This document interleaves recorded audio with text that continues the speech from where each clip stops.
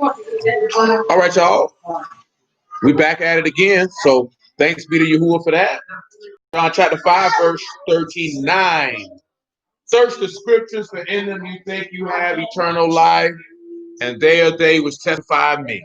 And you would not come to me that you might have life. I receive not honor from men, but I know you, that you have not the love of Elohim in you. I come in my Abba's name, and you receive me not. If another shall come in his own name, him you will receive. How can you believe which receive honor one from another, and seek not the honor that comes from Elohim only? Do not think that I will accuse you to Abba. There's one that accused you, even Moses, in whom you trust. Had you believed Moses, you would have believed me, for he wrote of me. But if you believe not his writings, how should you believe my words? 1 Timothy chapter 3, verse 14. We have to bring all of this to a conclusion this day. The thing that we're going to be talking about this evening is what would be considered amongst most Hebrews to be a controversial conversation. Truth be told, in the reality of the scriptures, it is not controversial in the least bit. But we give thanks to the living Elohim for knowledge, wisdom, and understanding of his righteousness. Well, I take that back. We do have one more thing to go over, and that would be the mystery of godliness. Well, y'all willing, we'll do that next week. So with that being said, 1 Timothy chapter 3 and verse 14. These things write I unto you, hoping to come unto you shortly. But if I tarry long, that you may know how to ought to behave yourself in the house of Elohim, which is the house of the living Elohim, the pillar and ground of the truth. And without controversy, great is the mystery of godliness.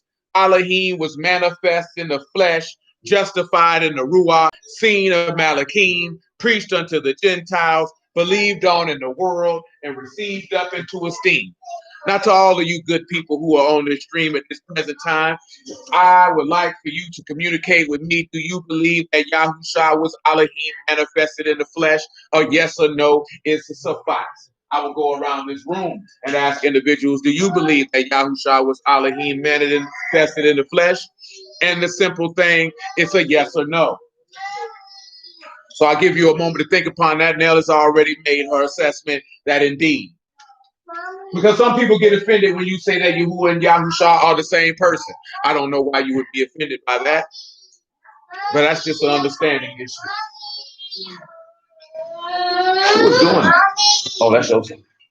So let me see, Eric, do you believe that Yahushua was Elohim manifested in the flesh? Brandon? Yes. What's about you?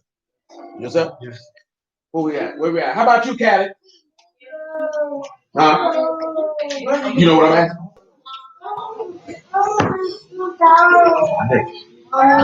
What about you, little Mike? Monte? Yes. Nisha? Nisha, you smoking weed over here? You look like you can smoke it too. I just be doing that to see your reaction. They priceless. They priceless. Honestly, I want to say no. Well, if you want to say no, then you say no. But when I come back around, I'm going to ask why. See, understand, right? This is not no berating session for everyone to agree. I want you to answer it according to how you understand it. Then I ask you why. No, do you believe that Yahushua was Elohim manifested in the flesh? Trayvon says he thinks no, but believes it to be yes. No. Okay. Alicia. Yeah. Michael. Mom. Shayla. Deidre. What? Yes. Lee. Johnny. Darius. Monica. Look at you. You were ready to do that one now. You were studying on that for like 10 minutes. Like, so, it's okay if you change your mind. Are you changing your mind? I want to make sure. What's that? Let me know. I feel like I'm trying to fight. And I feel like that's the same thing. I feel like yes, first. Then I feel like no, it's I got you. Because see, that's what pretty much what Tavon's saying, and I gathered from his statement. Sade, what about you? You say yes? Sir, gentlemen, how many people out there? 3, 4, 5, how many out there? Michael Glover, you believe Yahushua was Allah manifested in the flesh? What about you, Stanley? White?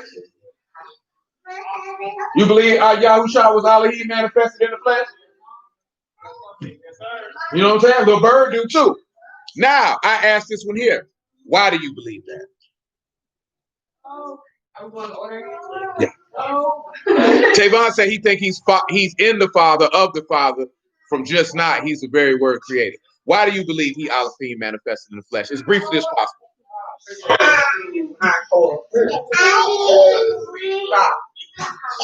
And y'all can answer that as well. I believe,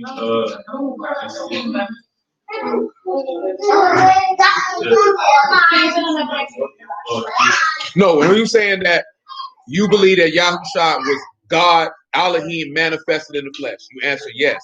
So why do you believe that he was Elohim manifested in the flesh?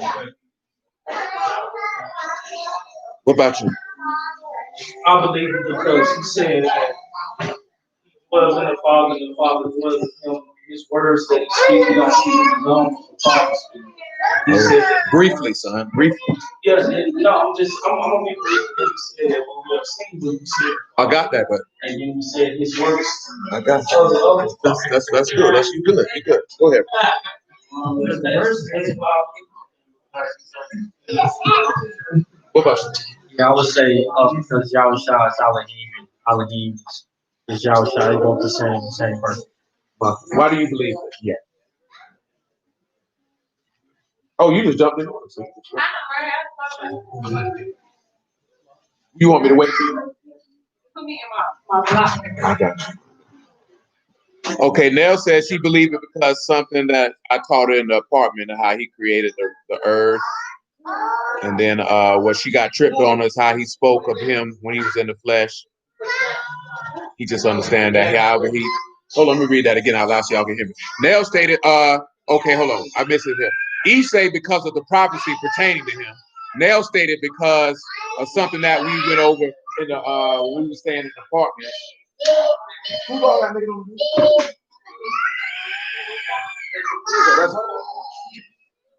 Nell stated something that we went over in the apartment about how he created the earth. And that but she was tripped up about how he spoke with him when he was in the flesh. No, she's talking about something that I taught years ago. Yeah, but what she said, what tripped her up was Elohim talking to, like what I mentioned earlier, that a voice spoke and the people say it thundered. You know what I'm saying? But we're going to get into that in a moment. And then she said, but she understood, however, he simply worked and moved the same as he did, so it made it one and the same. But what about you? Why do you believe?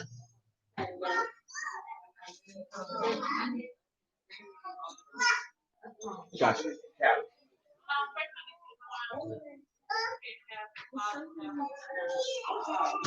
Monte, why do you believe that? Nisha, you already explained your point. I need to explain that? Yeah, you can. Why do you believe it? I feel like he was brought down here. You brought him down here as in. I just talk in the way I like to say it. Like, kind of like a clone, like, just put yourself in the uniform, like, still there to watch and see what's going on. Kalisha. No, I want you to say, why do you believe? The reason why this is important, this is not just what other people say. Because if you believe that, then you need to know why you believe.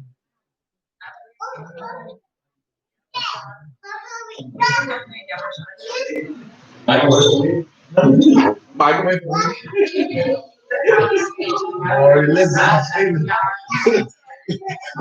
That's it. Mom. Taylor. You sure? Because you like to tell me that, and then you don't. Okay. Look down.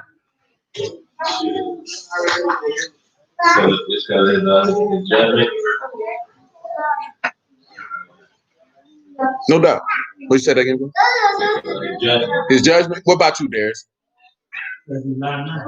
He lied not. What about you, Mom? Because he's the son? Amira, what about you, Sade?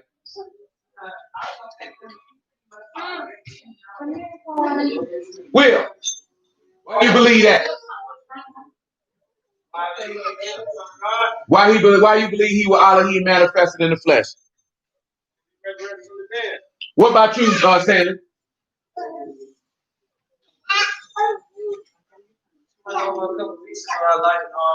Jeremiah 43:9 when he said these stones just manifesting that he made in the flesh.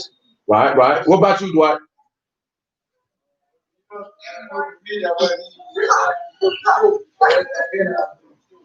No doubt. Michael Glover. Talk to me, man.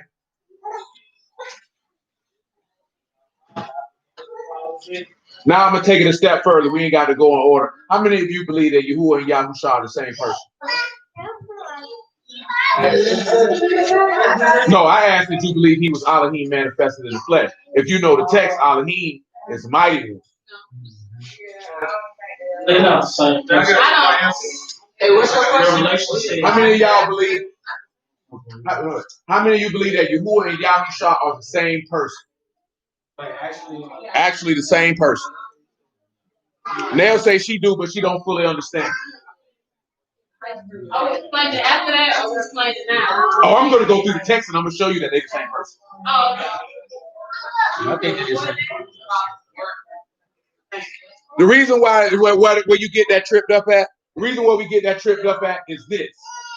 Now, the first thing that we're going to do is we're going to go read Revelation chapter 3, and we're going to pick it up about verse 5. So you say they're the same? I'm not saying anything. Because I'll ask you one question. 3 and 5. I ask you one question. How many times do you ever hear him call the Father Yahuwah?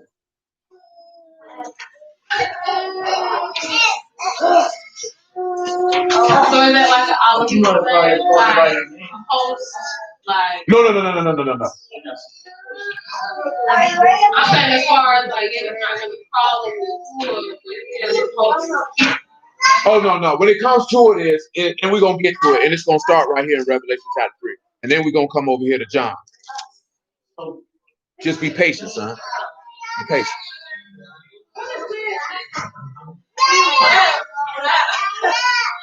The reason why I say this here, because it's a statement that Yahushua made. It's a statement that Yahushua made that lets you know that that Yahuwah and Yahushua are the same. Because if Elohim is manifested in the flesh, I mean, he would have to be Elohim and Shamanim to be manifested in the flesh in the first place. That'd be safe to say. So let's just look at something, right? My bad, not Revelation 3 and 5, but Revelation 3 and 14. Now look at what it says. And unto the Malachim of the house of the Doshans write, these things saith the Amen, the faithful and true witness, in the beginning of the creation of Elohim. Now, didn't we read that earlier? He said, Yahuwah possessed me in the beginning of his way. Now, we need to go look at something in John chapter 6. Matter of fact, actually, it's John chapter 3.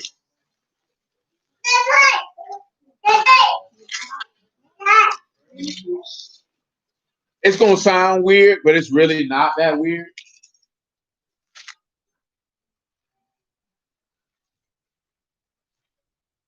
You want John chapter 3.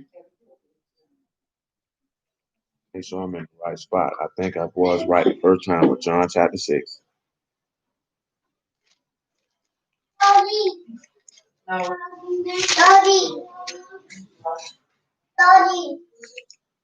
And the verse is in my head, but the location escapes me.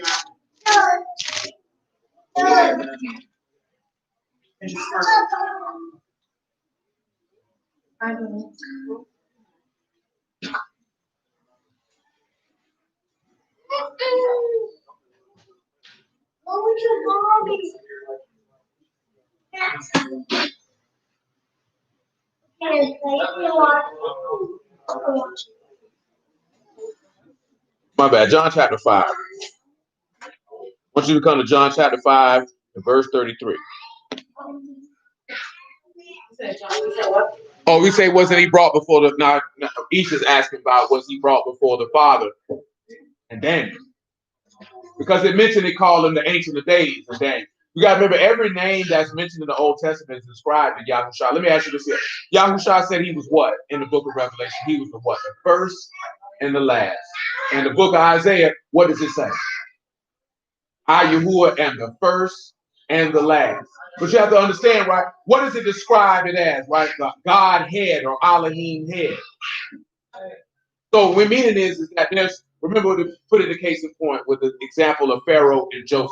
That one was in greater power than the other, but they ruled equally. But he had a title. You didn't know Pharaoh's name, per se, as is written in the text.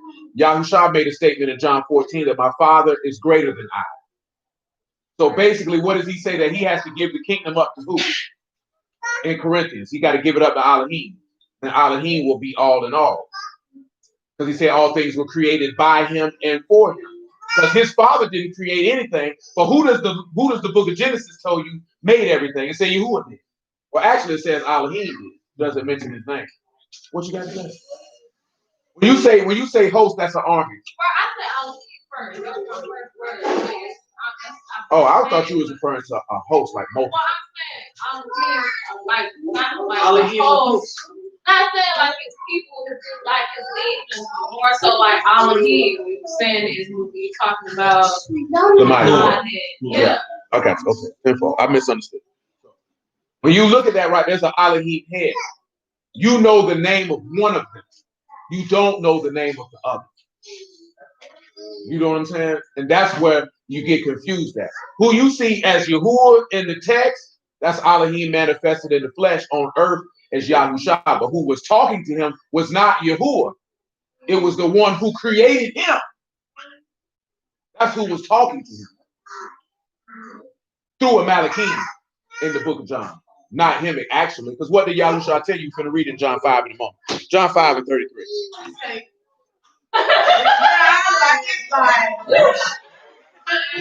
Well, if you no, it's Yahushua's Father speaking through a Malachim to him. No, in the book of John. We're going to read it right now. Well, just be patient. I know it sounds crazy to you because we haven't been in depth on it. I'm gonna be honest with you. You've been taught it multiple times. I just never stopped and said they're the same person. Huh? So his Elohim. Yes. He was praying to his Elohim. Yahuwah and Yahusha are the same person. But that's not Elohim. That's not his Father. Elohim is plural. It's not singular. It's not a singular word. It's a plural word. That's why he said we made man in our image.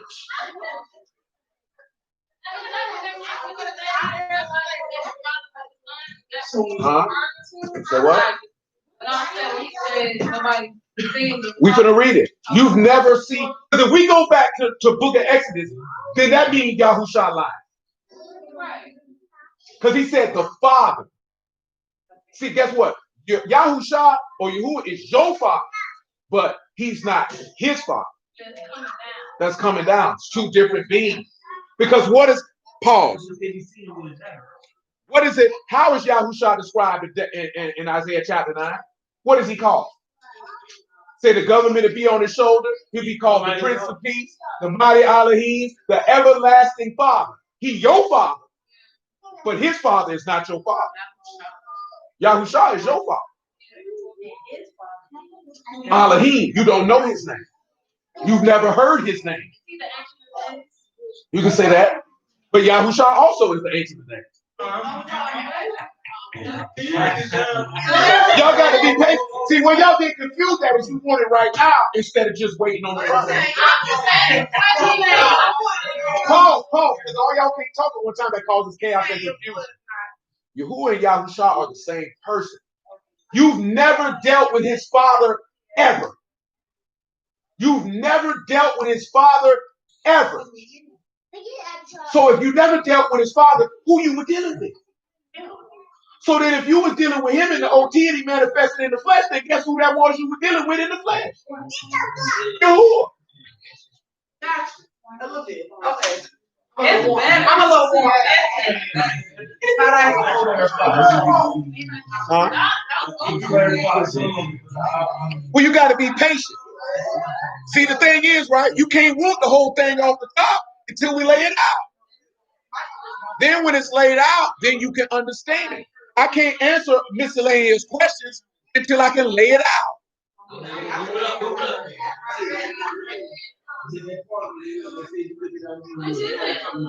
He talking about his father.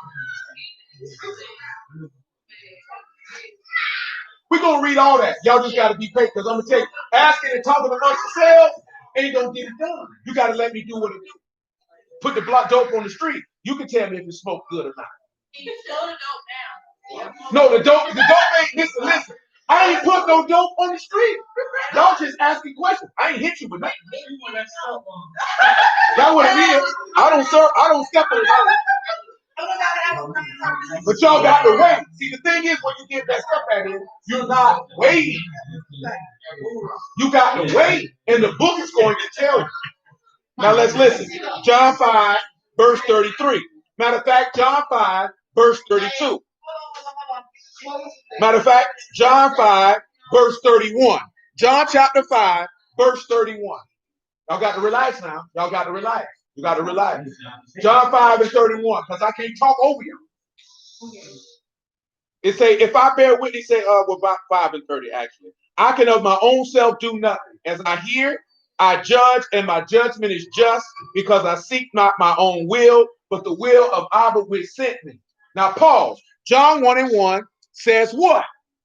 In the beginning was the Word, and the Word was with Elohim, and the Word was Elohim. Let's go look at it in the text. John 1 and 1.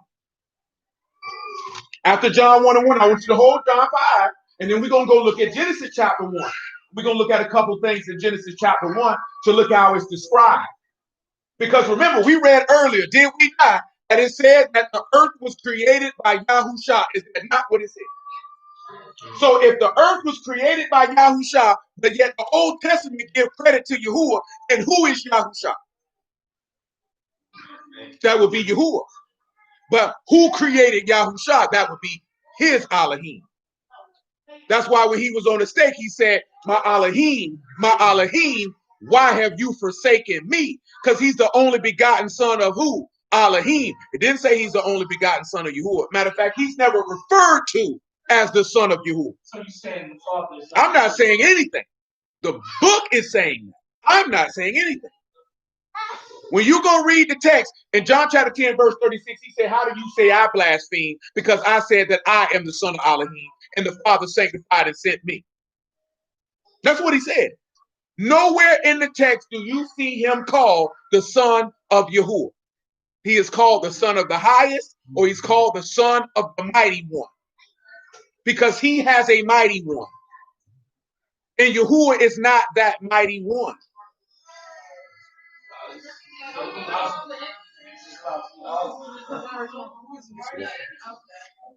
That's his father.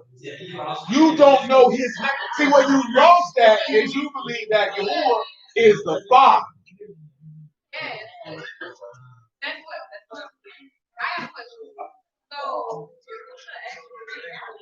Yes. He made everything.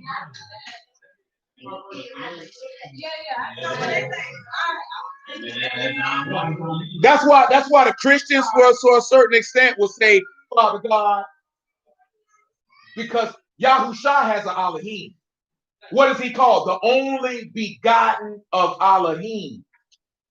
His name is never, because he doesn't call, no son calls his father by their name. He doesn't call his father by his name.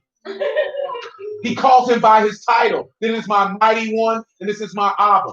He doesn't call him by his name. That's why he's not described as the son of Yahuwah. Even the Malachim, what are they called? The sons of Elohim. That's what they're called. He's got a greater name than them. You don't know his name. The only time we will actually know the name of the Father is if we're granted worthy enough to enter into his kingdom. Because Yahushua's name is going to change again. Because he told you when he come back, he's going to write upon you his new name. Because Yahuwah is what? Self-existing, self-sustaining. Yahushua is the salvation of the self-existing, self-sustaining one. And we don't know what his name is going to be upon his return. We will only know that if we're counted worthy enough to be in his presence. There's no such thing. He tell you to pray to Elohim or the Father in the name of Yahushua. Because Yahushua is your intercessor. Because you cannot go to the Father. You can't go to him. Because he will not accept you.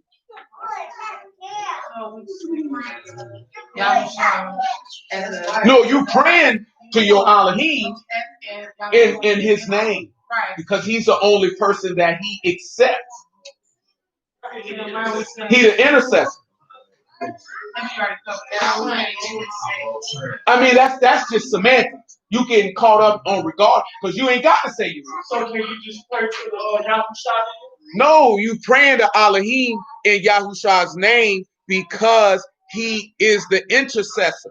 You cannot approach. What did this man tell you? No man can come to the Father but by him. You can't go to the Father at all. And your example of that is Moses. The people couldn't go holler at Yahuwah. They had to go through Moses. That's the template of the Father and the Son. You know what? You can say Yahuwah, it's not, that's splitting hairs. See, that's irrelevant. It's forth is the concept that Yahushua is Elohim manifested in the flesh. And you're going to see that when we look at the attributes of Yahuwah in the text and see that Yahushua did all of this. Because what did them people get upset with him about? By saying that he was God. Pause. I want y'all to think about this here. Before we go any further, I just want y'all to, let me read the John 1:1 because I'm getting ahead of myself. I know your mind's turning. Go ahead, son. Oh, he did all that. So that's his son. He did. But the thing is the point to understand is you don't know his father's name. And that's where we get confused at. Because we look at Yahuwah is the Father, and we can have that conversation, and you wouldn't be wrong because Yahushua is your Father. You understand? See, it's complex, but it ain't. Yeah. It ain't. It's just removing the notions out of your head and just let the book speak for itself. Strong, huh? Yeah. John 1:1. It said, in the beginning was the Word, and the Word was with Elohim, and the Word was Elohim. What did we read? Yahuwah possessed me in the beginning of his way. From everlasting I was set up. All things were made by him, and without him was not anything made. Now let's go back to Genesis chapter 1. From Genesis chapter 1 to Isaiah chapter 9. Just bear with me. We just don't walk through it. Another brother just dropped some stuff on it. Man, bruh. Pause. 1:1. Pause. One thing you got to do. What does the text tell you? Don't speak on a matter until you hear the completion of it.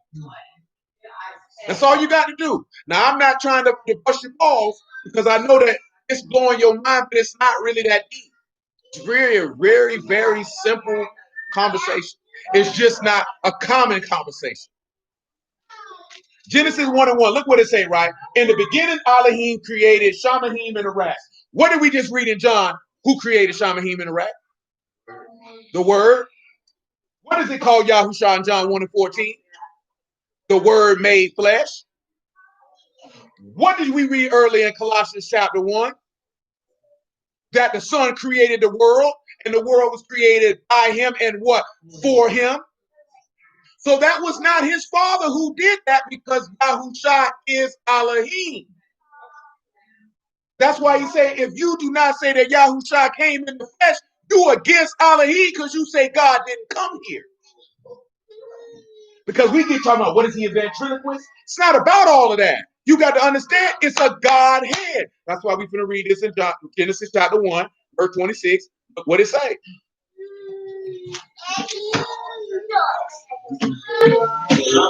He said, and Elohim said, let us make man in our image, after our likeness, and let them have dominion over the fish and over the sea, over the fowl of the air, over the cattle, over all the earth, over every creeping thing that creep upon the earth. So Elohim created man in his own image.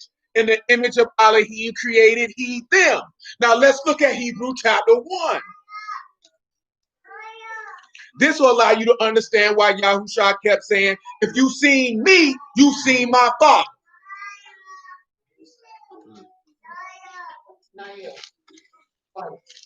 And after we go to John, this Hebrews 1 and 1, we finna swing over here to John chapter 8. And it's something that we done looked at many a day and many a time. I've just been waiting to have this conversation. Because I know that that's a difficult concept to have. You know what I'm saying? So we had to cover a whole bunch of other stuff before we could zero in and say, okay, Yahuwah and Yahushua the same person. Because you got people who don't even believe that Elohim, that Yahushua is Elohim. Just on the strength. Not Yahuwah and Yahushua is the same. They don't even believe he is Elohim. Hebrews 1 and 1. Elohim, who at sundry times and diverse manners, making time pass unto the others by the prophets, having these last days spoken to us by his Son, whom he have appointed heir of all things, by whom also he made the world. Now the book just told you that this man say that Elohim appointed his Son to make the world. So if we say Yahuwah made the world, then Yahuwah by proxy would have to be who? He got to be. There's no way around that. See, hold on. Give me a second. Give me 1 second. Come over here to Isaiah chapter 48. Hold that Hebrews 1 and 1. Come over here to Isaiah chapter 48. I want you to come from Isaiah 48. I want you to look at verse 12. Now, can we all agree in Isaiah 48 that that's Yahuwah giving the prophecy to Isaiah? Matter of fact, let me just rephrase that. Who does the text say spoke the prophecy through the prophets? When the book say that the prophets spoke, who does it say moved them to speak? It said the Ruach moved them. So that means the Ruach of Elohim moved him. So that this, but then hold on. But then Peter came back and said that Ruach that moved him was the Ruach of who? Mashiach. Work with me now, because what did he tell you, right? The testimony of Yahushua is what? The breath of prophecy. So that's who you've been dealing with the whole time.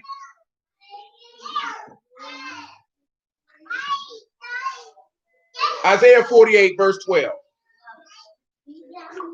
Listen to what it says. Hearken unto me, O Jacob and Yasharal, my call. I am he. I am the first, and I am the last. That's why a lot of dudes don't believe in Yahushua, because they thinking that the white folks copied that and put that in the New Testament. Not understanding it's the same person. How can they both be the first and the last? If he don't begotten son, he can't be the first and the last. Because his father would have to be first. Listen what it said. Listen what it said. My hand also have laid the foundation of the earth. My right hand has spanned the heavens. Who is the right hand? What character is the right hand? How you spell Yah? Yod and Dod. So the work of the hanging. Who got hung? He said, when I called unto them, they stand up together. All you assemble yourselves and hear, which among you have declared these things? Yahuwah have loved him. He will do his pleasure on Babylon. His arm shall be on the Chaldeans. Even I have spoken. I have called him. I've brought him, and he shall make his way prosperous. But notice that it said Yahuwah loved him.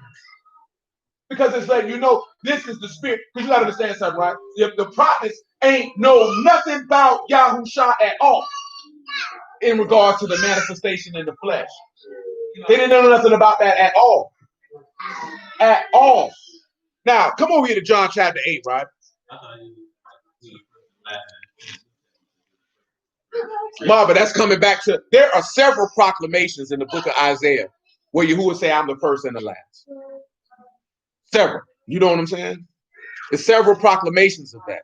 So when we look at that and say this is Yahushua, then by proxy you're acknowledging that he is Yahuwah. You can't acknowledge that he the first and the last, and then because how are you going to be able to answer that to somebody who don't believe in him? If somebody don't believe in Yahuwah the first and the last, this dude's an imposter. In what regard, son? Because Yahushua had a beginning. He does. He didn't say that he didn't have a beginning. He said he's the first and the last. But that's another conversation. We dealt with that in the past. John chapter 8. So I got to stay on task. I can't do multiple different topics. I can, but I won't this day. John chapter 8, verse 54.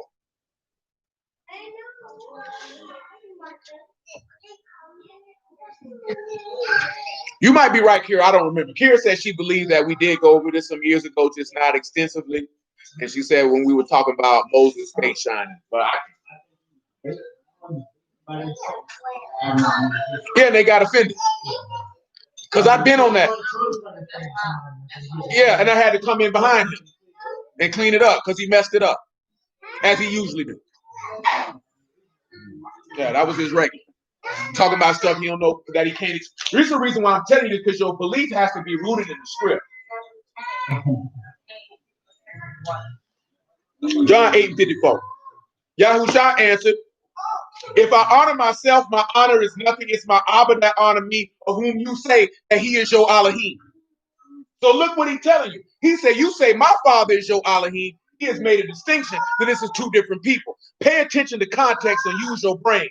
That means they believe that the Elohim that they were reading about from Genesis to Malachi was Yahuwah, which is really the person who they were talking to. But really their Elohim was his father, whom they have never dealt with. Remember, he said the same thing in John, who you say he is your Elohim. Because they wouldn't have known the distinction between the two, nor was it time to reveal that mystery. Remember, great is the mystery of the fear of Yahuwah. It's a secret. It's hidden. It's only revealed to those who were appointed to know it. That's what you have to remember. Not just this particular topic. The gospel, period, is only revealed to those who are supposed to know it. That means, just like we read earlier in Psalms 139, if your name was written in the book before the world ever was, he had already chosen you to know it. That's why I'm cracking jokes about it, but that's why you met Titan. Why you met it.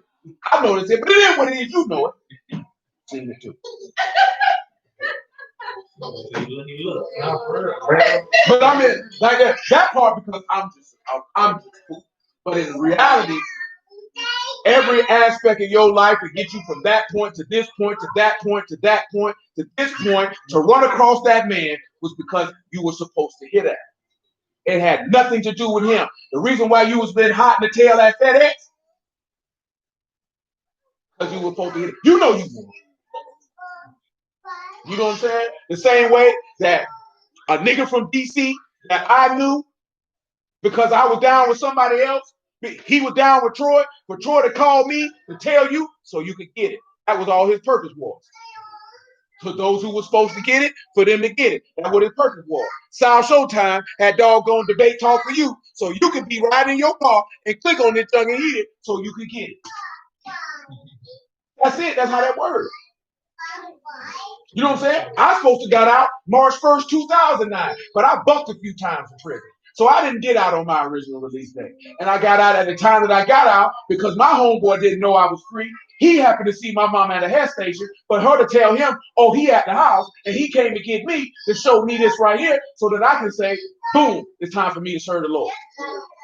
Which in turn, well, by the grace of Yahushua, in order, like I said, because Nega tell it, I only know Nell because she knew it was friends with my cousin. My cousin likes to talk about the mark of the beast and all this type of stuff. Write him and talk to him about that. You know what I'm saying? Because at that time, I wasn't on no word. Who knew months later that that's what it was going to be? You know what I'm talking about? See, all of that stuff falls into place because if Yahuwah wants you to get it, he gonna get it to you. If you wasn't supposed to get it, you got people who was around here and they were supposed to hear so they could go to hell. They were supposed to hear so they could go to hell. That's why they ain't here no more. It wasn't for them. It wasn't for them. Because if it was for them, they still be getting it. Not just saying for me, I'm just saying period. Because regardless if you got a problem with this person and that person or whatever the case may be, if Yahushua was what was on your mind, you'd still be going after that.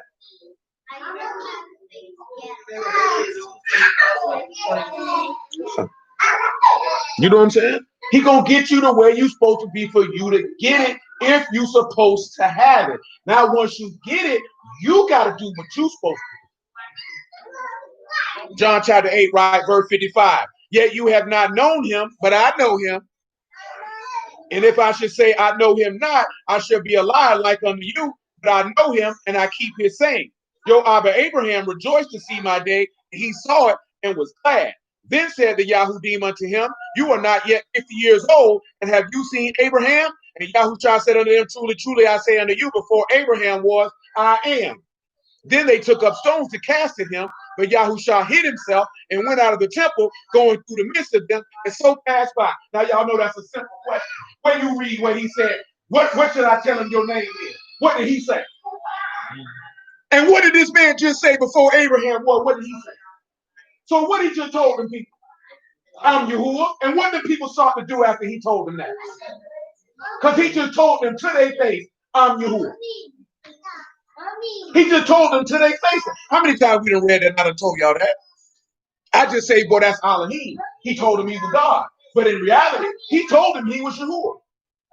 Because what does Exodus 3 and 14 say when Moses said, let's just read it. Let's just not talk about it. Let's just read it. We didn't let the word talk.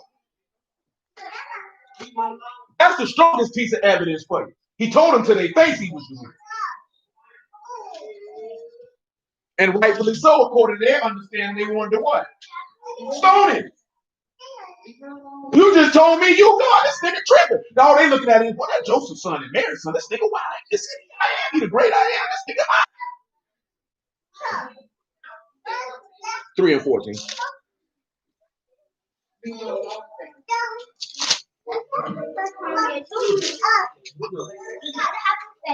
Make it Exodus 3 and 13, everybody. Exodus 3 and 13. Exodus 3 and 13.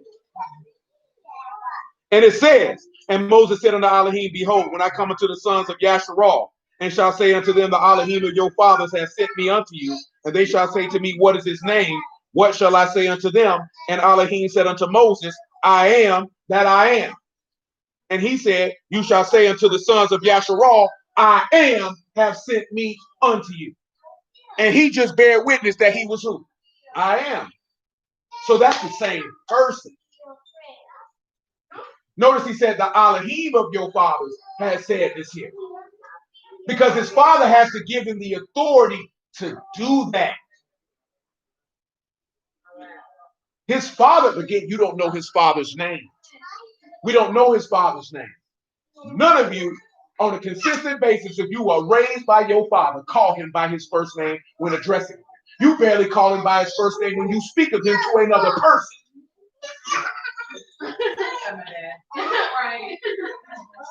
My daddy didn't even raise me and I don't call him by his first name unless we're going to be saying his whole name. Because he was known by being called Ricky Ricardo. Because his name is Ricky Ricardio. He didn't raise me and I don't call him by his first name. Huh? His name is Anthony Ricky Ricardio Rogers. They would call him Slick Rick. Right. Isaiah chapter 9.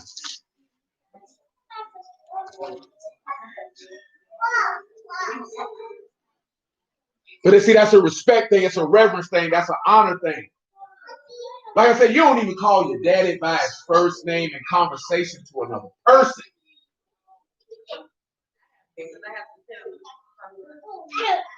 Understood. See how great is the mystery of godliness? It's a respect thing. It's a fear. It's an honor. It's a reverence. Isaiah 9 and 5.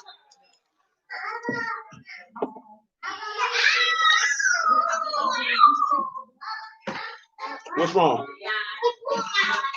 Hey, stop it, boy.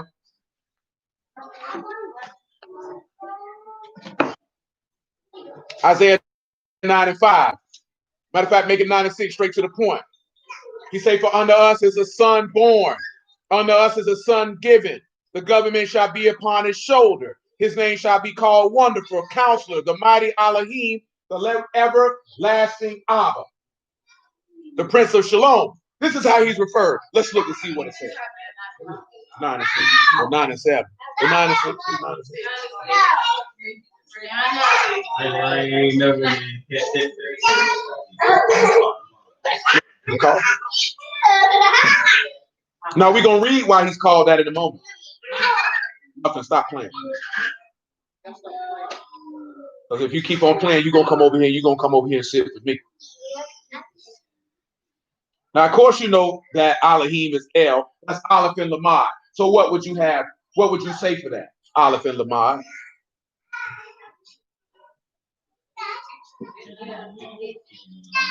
Yeah, the head teacher, the head leader, or the strength of the shepherd. Because Elohim is the strength of the shepherd. But then, of course, you got, like it's here, right? Ad, for everlasting. Ayin and Dalet. Of course, you know that's for perpetuity or forever of Elohim's existence.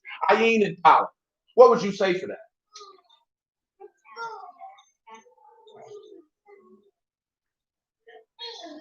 You've experienced the hanging. You know the hanging. And that's how he's the everlasting father. Well, how is he your father? See, remember I mentioned earlier about him giving birth? Well, how else you give birth? What you need to be able to produce a child?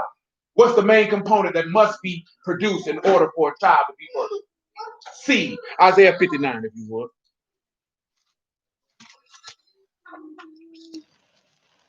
See, that's a part of Isaiah 59 and 20. See, that's a part of how I'm gonna put this here. That's right, Chief Shepherd is good too. That's how I'm gonna put it in here, right?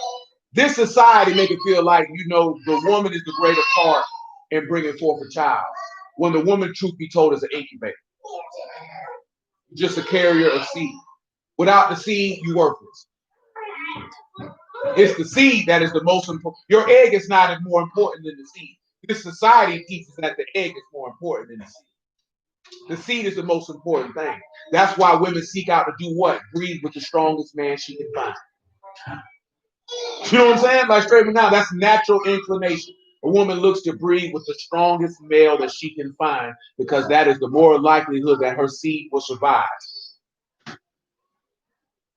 You know what I'm talking about? That's why I say that. That's why I mentioned that. I've told you that before. If a woman brings forth your child, you should have a certain level of appreciation for her that you don't have for any other woman on the face of this planet. Because she held your seed and brought forth your seed at the risk of her life.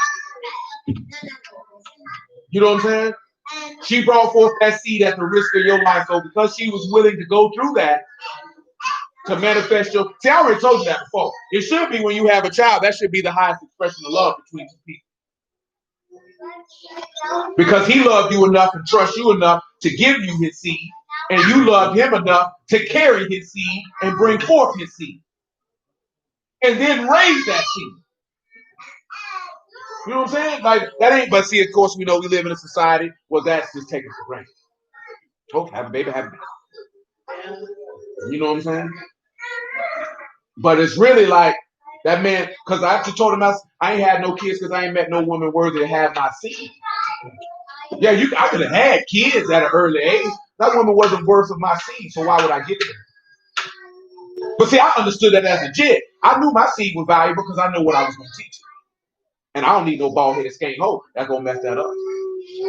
Straight up and down. Interfering with how I'm going to train mine. Oh, no. But baby, I don't need you to train. I just need you to bring him forth. And because you brought him forth, I appreciate you greatly. So therefore, I'm going to interact with you like I would not interact with any other woman. What? I'm sorry. It sounds funny. What's that? I appreciate you greatly. No, I understand. I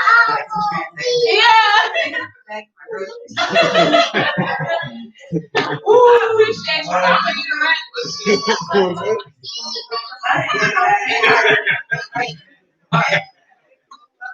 Oh no. Oh, I felt like that young. Instant. I thank the Lord. That was natural. Oh, I felt like that as a kid. I told you, I ran across a girl I knew from back in the day, and she was like, "You ain't got no kids yet?" I said, "Absolutely not." And when I was having this conversation with her, she said, "Yeah, you always said that when we was younger." It's true story, because she could bear witness. I was talking like this at 19, 2021. You know what I'm saying? No word, no nothing. Like, absolutely not. She like to say, I had baby fever. I wanted a son, so I got pregnant. Then I wanted a daughter, so I got pregnant again. Got a 12-year-old and a 3-year-old, or whatever the case may be. But for me, it was like, I used to fool this chick. I'm watching how she was raised, and I'm looking at that. I was like, there's no way I'll plant my seed in her. I would not have sex with a woman if I deemed she was unworthy of my seed, because I didn't want to take the chance of impregnating her. You know what I'm saying? Give me some dome. You can't get pregnant in your mouth. That's how I felt. I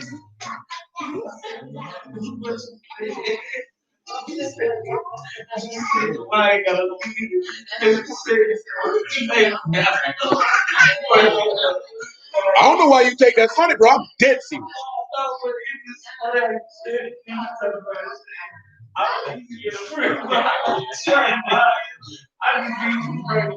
But you see how you find that funny? This is how I felt as a youth. Because I'm understanding how serious that is, bro. Like, it's not funny, but it's how you said it. It's how you said it. No, I mean it meaning that I was not. Some niggas were reckless with who they impregnated. Something that I've turned down some nice looking women because absolutely not. I don't even want to take a chance.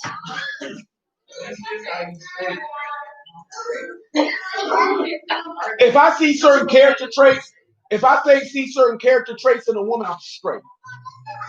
I don't want to talk to you. I don't want to see you naked. Don't call my phone. I'm good. You know what I'm saying? The only thing you will be good for is some face mask, 15-yard penalty on the play. That's it. I'm not finna lay with you. Because if I get you pregnant, not only if I determine that you're a woman of low value, I have set my child back substantially because I impregnated a low value woman, and that ain't nobody but my fault.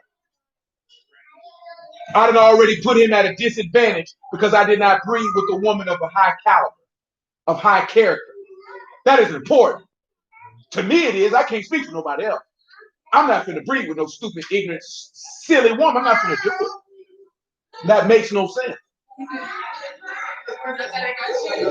You know what I'm saying? The reason being is because she got to be along with the plan of how I'm going to rear him.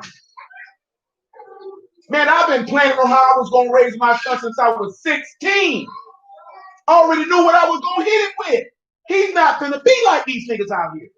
I refuse. Then, of course, the older I get, the more wisdom and understanding, the knowledge I attain, the more that the script gets adjusted.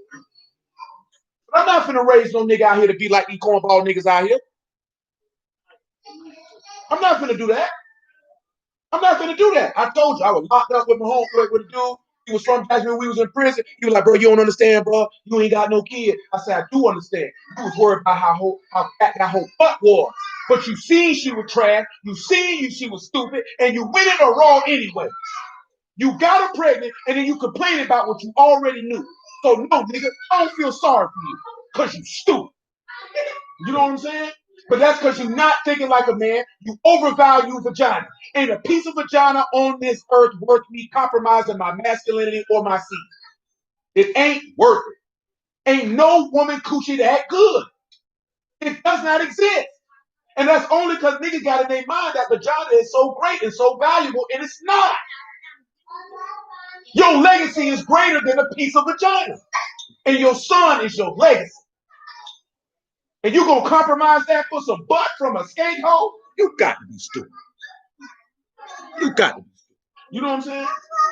But see, guess what, though? I had real niggas in my corner. I can't speak for everybody. And then I learned from the mistakes of others. But also, I value myself. It's how I was raised. See, I don't need you to tell me I'm great. I already knew it before I met you. I don't care if you can't see it. That ain't got nothing to do with me. But I will not. See, you have to take that on. When they say that Yahushua would be called great, did he allow anybody's thoughts, patterns of him to dictate what he was going to do, how he felt about himself? You can't allow nobody to do that as a man. That's the first rule of masculinity. Screw what you think. Screw what you feel. Screw what you say. What that mean to me? That's why niggas get low-level women, because women look at you and be like, well, shoot, I can do anything to this man. If you got that type of mentality, the woman already know, well, shoot, I need more than coochie. Because coachie's not going to suffice for him. Man, let me tell you something now. That's one thing that nigga BOA said that I do agree with. If you are alpha male or you think like a man, you are not going to sleep with a lot of women. You're not going to sleep because you're going to look at, you beneath me. You beneath me. How dare I lay with you? You can't formulate complete sentences. You don't have tangible thoughts. You don't have opinion. You don't have nothing. You have no skill. All you got is titties in the butt. What am I going to do with that? See, the beauty is when she has kind and she's gentle and she's hardworking and she's helpful, attached to a beautiful face and a nice body. Then you hit the jackpot. But I told you before, it's better to have a submissive woman that's a 5 or a 6 than to have a dime who's trash. It's better to have a good woman than to have a good looking woman who ain't worth nothing. And guess what? You would taught you that, did he not? He told you, do not get caught up with her beauty with your eyelids. You spit it in the song, right? What you said? No pigs with no jewels and us not riding in my passenger seat. What good is it for you to be beautiful and you lack discretion? Oh, you stupid. Niggas going all the crazy. Carter B did that whole ugly and she trash. You can't be ugly and trash. And you bought a booty. So you ain't got nothing going on.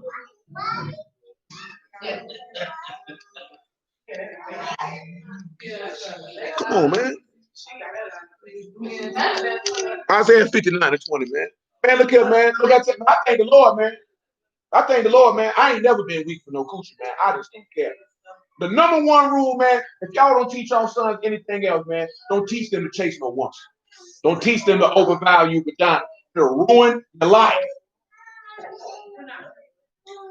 It'll ruin their life. Don't teach them that. You know what I'm saying? See, you shouldn't look at it like, oh, a woman ain't this, that, and the third. It's no, because guess what? Every woman here tell you, shoot, I appreciate a nigga don't chase no vagina. He's chasing what he's supposed to be doing. That's a man of value, so I would want to attach myself to that. Y'all don't want to attach yourself to no nigga chasing no woman because you know he ain't worth nothing. Because all the time he's spending chasing women, he ain't spending time chasing what he's supposed to be chasing. So what benefit is he going to do for you? We already know this here, right? And I'm going to talk about this later when we get off camera. There's absolutely no natural benefit for a man to get married in the Western Hemisphere. None whatsoever. All the benefit extends to the woman.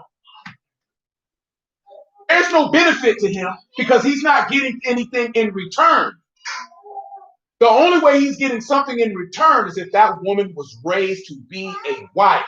Then he gets the benefit of an actual help meet. That's the benefit he gets from getting married. A help meet. But they're not raised to be a help meet in this society. That's why it's no benefit. That's why it's no benefit. I heard a woman say, you get the benefit of support. Oh, I can support myself. I don't need nobody to say, go. I can get up and go myself. I got my own drive. I don't need no woman to push me to do nothing.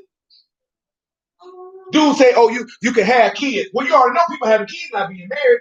I told the brothers, I need somebody. You ain't got to go out on dates. Why is you taking 12 different women out on your money anyway? You are a fool.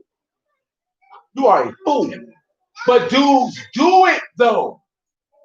Every day. I told y'all this. 95% of the men on the earth are simps. 95% of men on... This man just sat here and told us that he put a woman through college. Through college. Through college. Let me tell y'all something. We didn't already have this conversation. I don't want to spend too much time on it. Y'all was on college campuses. Y'all know what was happening. What was that? No, I know what was happening. I'm saying, If she 2 hours away from him, you think she was sitting there letting her vagina not be touched? If a nigga with a woman and she ain't in your city, you a damn fool if you think ain't nobody else busting her back.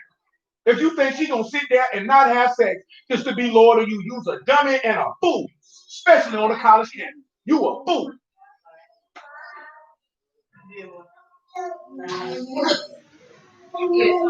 Nah. Hey, I like I said, well, if you with a chick, she be like, I'm going away to college, and she ain't staying in the city, just go ahead and break it off, bro.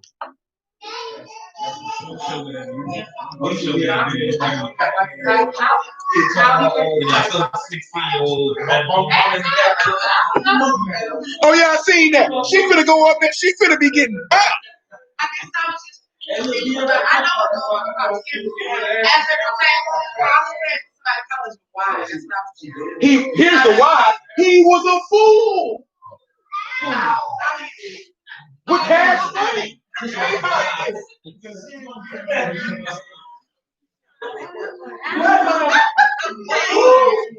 That nigga had a job and he risked his financial future for a $2 step. But guess what? Niggas do it every day. She got pregnant by another dude. And guess what she did after 2-3 years later? I miss you, baby. And you went back? No.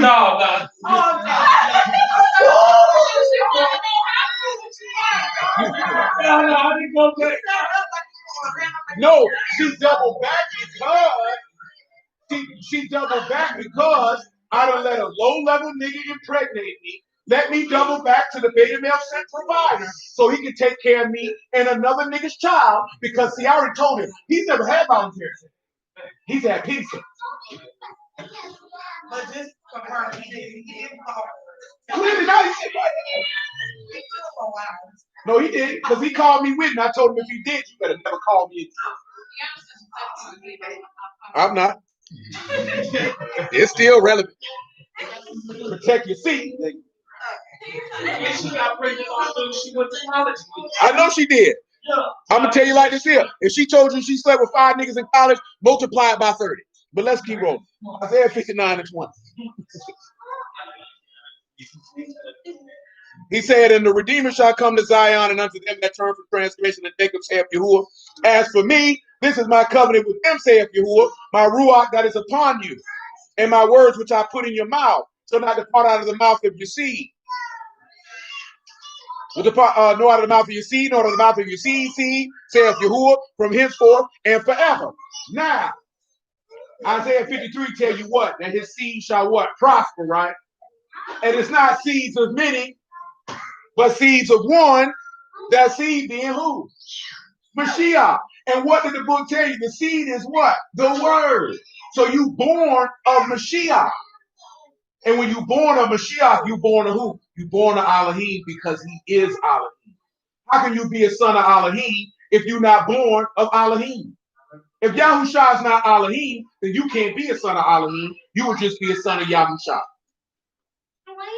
Because he is Elohim. And he is Yahuwah. It's the same person. Nevertheless, what else I need to slide to? Where we was at, right? John chapter 5. That's what I need.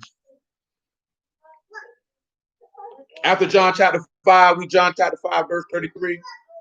After we read John chapter 5, we'll go look at Exodus.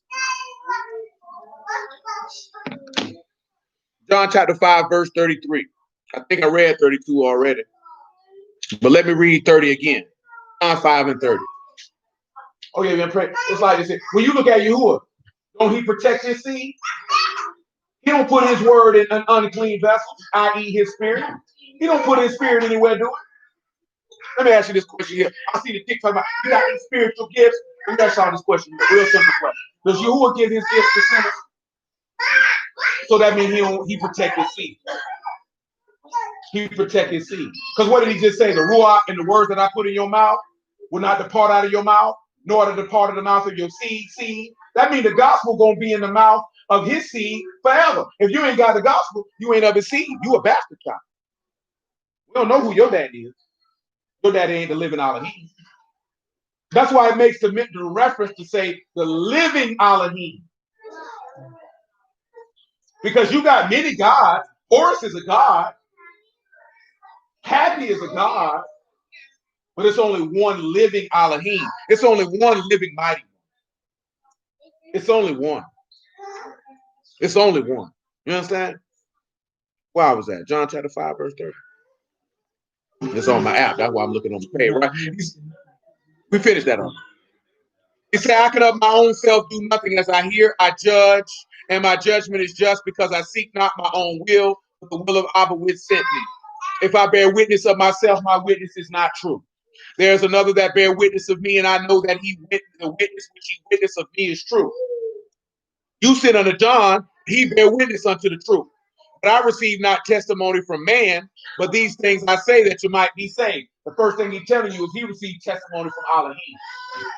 Before we go read Exodus, we're going to clear out 1 John chapter 5. You can just go ahead and mark it. We're going to swing around in a minute.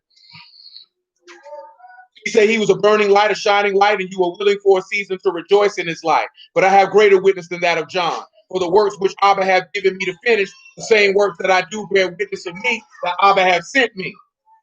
And Abba himself, which hath sent me, have borne witness of me. You have neither heard his voice at any time, nor seen his shape. Now listen to what he said, right? He said you ain't never did what? Or seen his what? Now, Lord, before I read 1 John chapter 5, let me do it like this. Exodus chapter 24.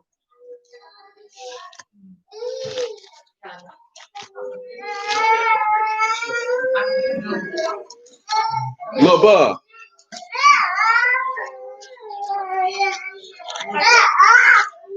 She said, I just want to be loved.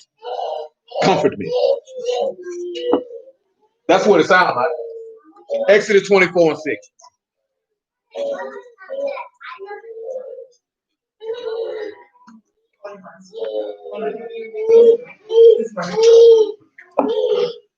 Come here, Renee.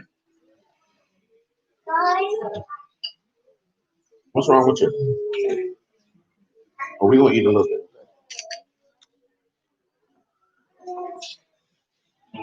Exodus 24 and 6. And Moses took half the blood and put it in the basins, and half the blood he sprinkled on the altar. He took the book of the covenant and read in the audience of the people, and they said, all that Yahuwah has said we will do, and be obedient.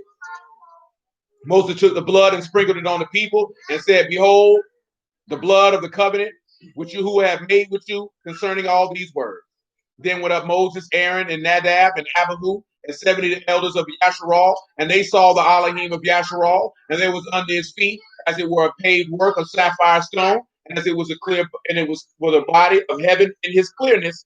And upon the nobles of the sons of Yasharal he laid not his hand. Also they saw Elohim and did eat and drink with him. So who did they see? Because he just said you ain't never seen his father nor his shape at any time, and you got 73 men who had said they saw Elohim. You know what I'm saying? That's who they saw. It's only two people they could have seen. They could have seen Yahusha or Malachim, because Malachim sometimes are referred to as Elohim. But since it said the Elohim of Yasharal, that wasn't no Malachim they seen. So that wasn't the father who they seen. Because if that's the father who they saw, then Yahusha lied. But they saw Elohim. They just didn't see his Elohim. Remember, he has an Elohim because he's the only what? That means he got somebody greater than him, who made him, who told him what to do.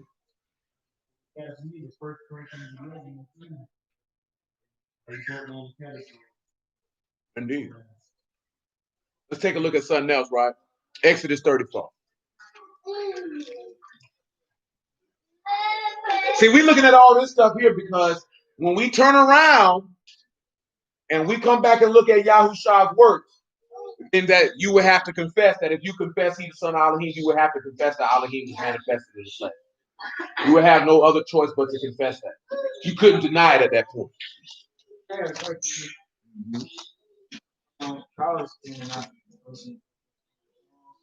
Like Deuteronomy 18, that's Yahushua saying, hey, basically talking about himself, saying, "Hey, it's Not just talking about himself. That's remember, every prophet is moved by the ruach of Mashiach. So the Father has already gave this witness. He's given the witness to this person, but it's the Father who is bearing witness initially. The Father gave the witness. The Son gives the witness. Boom, they give the witness to us. Not Yahuwah, but his Father gives the witness to Yahuwah / Yahusha. Yahusha gives the witness to Moses, to Isaiah, to Nahum, to Jonah, and then they give it to the people. That's why he says, I got greater witness than man. Remember, he said, my witness is in heaven and my record is on high. He wasn't bearing witness of himself because his Father had already gave him the witness. But when you see it coming from Yahuwah, you thinking that's his Father giving the witness directly, but really that was Yahusha giving the witness. But his Father had already, because remember, he was slain from the foundation of the world, so the witness was already laid. So when he created his Son, hit him off with the pack. Now you hit him off. Remember, we dealt with that when we were looking at who? Moses and Aaron. What did he say that Aaron would be to Moses? That Moses would be to Aaron? Like Elohim, and Aaron would be like what? A prophet. And who the one actually gave the word to the people? Aaron did. Aaron did. Moses gave it. No, remember, Elohim gave it to Moses. Moses gave it to Aaron. Aaron gave it to the people. Moses didn't actually go give the word to the people. So in reality, Aaron would come forth to them. Aaron and Moses one and the same. They one and the same. Because he said Moses would be under Aaron as Elohim, and Aaron would be under Moses as it. We'll read it in a second. Let me get the Exodus 33 out the way. Yeah, it's 33. 33 and 17. What? in Exodus 21, Moses talking. I thought you said 30. Yeah, it's 33 that I need. 33 and 17. After we read Exodus 33 and 17, what I would just mention, we'll look at Exodus 4. So when Moses gives No, that was Elohim. That was Elohim in Exodus 20. Moses couldn't give it because he hadn't got it. Yeah. But we'll read that too.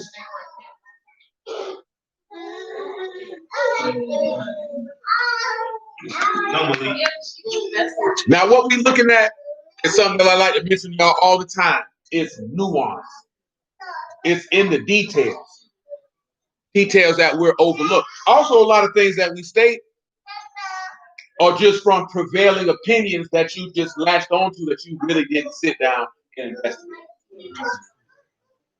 You know what I'm saying? That's really all it be. Somebody say, you and Yahusha not the same, and you just roll with that. They never probably took the time to properly explain it in detail. Based on what he said, like as far as the witness, isn't that like the same as far as nobody knows the time of the Father? Yeah, it said it's a time known only to Yahuwah. As far as when he returned, because that's what. Because remember, and then remember this here, right? You got what it is. What is it? What is it? In Zechariah 14, right? It said, "Be a time known unto Yahuwah." And what does Yahusha turn around and say? No man know the time but my Abba, which is in Shamahim, because all Yahusha was doing through Zechariah was bearing witness to what his father told him. What did he say in Acts? It's not known for you to know the times and seasons of the Father. You know what I'm saying? Because all Yahusha can do is bear witness to what his father told him. That's all he can do. They both the same, but it's grown. Yeah. Let's look at this, Exodus 33 and 17. He said, Yahuwah said unto Moses, I will do this thing also that you have spoken, for you have found grace in my sight, and I know you by name. He said, I beseech you, show me your esteem. He said, I will make all my goodness pass before you, and I will proclaim the name of Yahuwah before you, and will be gracious to whom I will be gracious, and will show mercy on whom I will show mercy. And he said that you cannot see my face, for there shall no man see me and live. So you know the difference is, you see Yahusha and you can live. Because what did he tell you in Isaiah, look unto me and be you saved. What did he tell you in Zechariah 12? And they'll look upon me. They'll look upon me. That's what he told you. Now let's continue. So who's this talking to Moses? That's Elohim talking to Moses. That's Yahushua talking to Moses. That's not the. See, let me explain something to you, son. So how come Moses?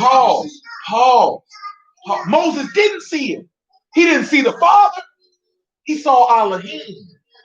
But we're going to get to that. Let me tell you something, right? If you a king, right, why would you get off your throne when you got servants? Why would Elohim get off his throne? Why would the Father get off his throne so Moses can see? Why would he do that? If I commissioned my son to create everything, why would I get off my throne and show myself to Moses? Does that make any sense? No, I'm being serious. Like, does that make sense? No. So then you know that wasn't him. You know what I'm saying? If I commission you to create everything, Adam, man, beast, heaven, earth, seas, oceans, then why would I come down to the wilderness and say, son, you can get on out of the way. Let me show myself to you. What does the text say what would happen if Elohim stepped on the earth? Everybody's dead. Everybody's dead. Because what's the one thing the Father cannot do? Be an uncleanliness. He cannot dwell in an unclean place. Because what we went over before, what has to be done for Yahuwah to dwell there? Everything got to be perfect. After Mashiach come back, the Father still don't come through. The earth got to be prepared for that man to even dwell. So what did the book tell you? His eyes are too pure to behold evil. He can't even look on it. He can't even look on it. But you have to remember, even though you saying that Yahuwah and Yahushua are the same, it's still Elohim. He's still his father. Because everything that his father is, he is. You understand? That's why this here, right? We didn't talk about this before. Every man desires to have a son for one reason and one reason alone, to hold up somebody made in his image. That he can send out to fulfill the work that he done started. You know what I'm saying? But see, of course, we live in a society now. Women like, I want me a girl, because you didn't even think about the son is the continuing of the legacy of that man. There's nothing that compares to a son. We done told you this before. They ain't killed no firstborn daughters in Egypt, and Herod definitely ain't killed no firstborn daughters during the time of when we were in the land. And they ain't got no plans to destroy no black women now, regardless of what these liberal bald-headed skankholes talking about. Ain't nobody trying to do nothing to you. Ain't no police seen to me. Look at that black woman over there. Let me cool her over. See if she got the police killing black women too. Where, ho? They killed Sandra Bland and Breonna Taylor. Sandra Bland got a self-kill because she was entitled. She didn't shut her mouth.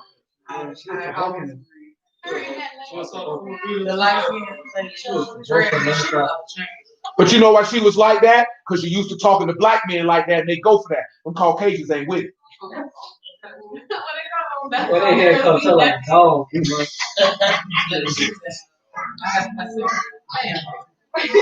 got to realize that. You got to realize that. A woman is no threat to any structure. You got to understand something. Women talk all that trash about men, but everything you have is off the benefit of the work of men. No woman has created anything in the history of mankind that benefited mankind. It's never happened.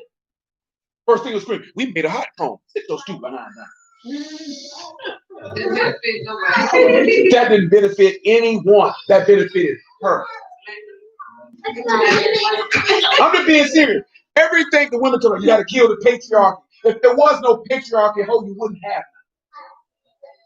Because he said he'd been led by a woman before, and he said the only thing that happened was chaos, confusion, and undiscipline. Do you understand what will happen? People tell me, if women ran the world would be a more peaceful place. Lies, you dead. You been around women? Y'all keep up dust. You know what I'm talking about? You put a whole bunch of women in authority, it'll be nothing but confusion and chaos and emotional leading. You think you want to be led by a woman while she on her menstrual cycle?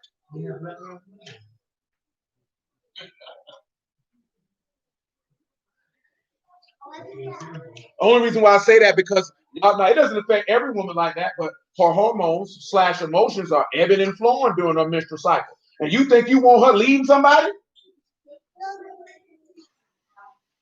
You know you be crying. You ain't gotta ask. Come on, let's roll, man. Exodus 33 and 21. And Yahuwah said, behold, there's a place by me, and you shall stand upon a rock. It shall come to pass while my esteem pass by, that I will put, he said, and put you in the cliff of the rock, and I will cover you with my hand while I pass by. And I will take away my hand, and you shall see my back parts, but my face shall not be seen. Let's see when it say back parts. Shoot. They'll say if women led the world, they say it'd burn in a heartbeat. They talking about men are pressing nuclear bomb. She'll press a nuclear bomb just cut. He didn't say my hair look good. Kill him. Stalls should be open on time. I don't like it. Period. We were supposed to do. Ain't none of them gonna be on time. Imagine having female Now, of course, back parts is a core, which is the rear. That means if he saw his backside, he would have seen his what? He would have seen his shape. So that couldn't be Abba. You understand? Couldn't be him. That's somebody else. That's somebody else he beheld. Let's look at Yahuwah proclaiming his name. We done dealt, matter of fact, before we do that, 1 John chapter 5. But we done dealt with Yahuwah proclaiming his name many a time. But what I'm confused is that he said that he couldn't see his face to live, and yet they sat and ate with Yahweh. Who said they saw? Who said they saw his face? It said they saw the Elohim of Yasharal. Didn't say they saw his face. It didn't say it saw his face. No, he said, I will deal with you as one as deal with face to face. He didn't say that he spoke with him face to face. Didn't say that. I'll read it for you. Hold on.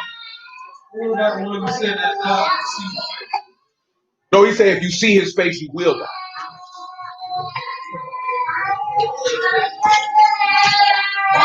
Okay, this Elohim we're talking about that they see.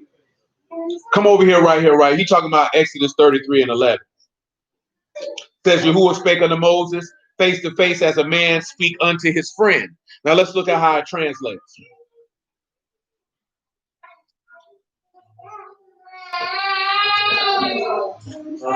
When you got panim, that's what you got right there. Presence. It's spaces, presence, person. Before, behind, towards, in front, formerly, in front of, before, in the presence of. So when you look at it is he spoke to him in the presence of Moses, like I'm speaking in your presence. But he wasn't looking at him face to face. Because if he would have looked at him face to face, he would have died. And that's the Hebrew word panim. That's the word for face or presence. You know what I'm saying? But it wasn't literally like I'm looking at you face to face. Because if he said that, if he looked at him face to face and then turned around and said that doesn't mean the word contradicts itself. That's why we take the time to see what those words mean, because English will give you a different conveyance of what is actually being conveyed. You know what I'm saying? 1 John chapter 5. Y'all should know about 1 John chapter 5. About 5 and 7. 5 and 7. Now look at how it states, right? Remember, right, Job 16 and 19? My witnesses in heaven, my records on high, correct? You know what I'm doing? Well, you got your hand in your shirt, man.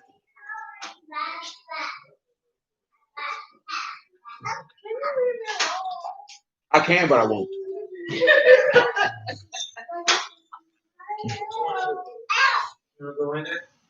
Make it 5 and 6, y'all. Make it 5 and 5. Who is he that overcome the world, but he that believed that Yahushua is the son of Elohim? He that came by water and blood, even Yahushua HaMashiach, not by water only, but by water and blood, is the Ruach that bear witness, because the Ruach is truth. What is that Hebrew word for truth? Brandon? Do you know? You don't? What about you, Stanley? What's the Hebrew word for truth, Stanley? And you would be correct. And what does that word mean, Darius? What does a moth mean by definition? firmness, faithfulness. So the Ruach is firm and it's faithful.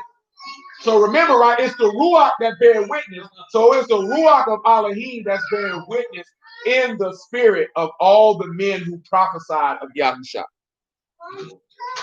But what they're prophesying is what Yahuwah was coming to do himself.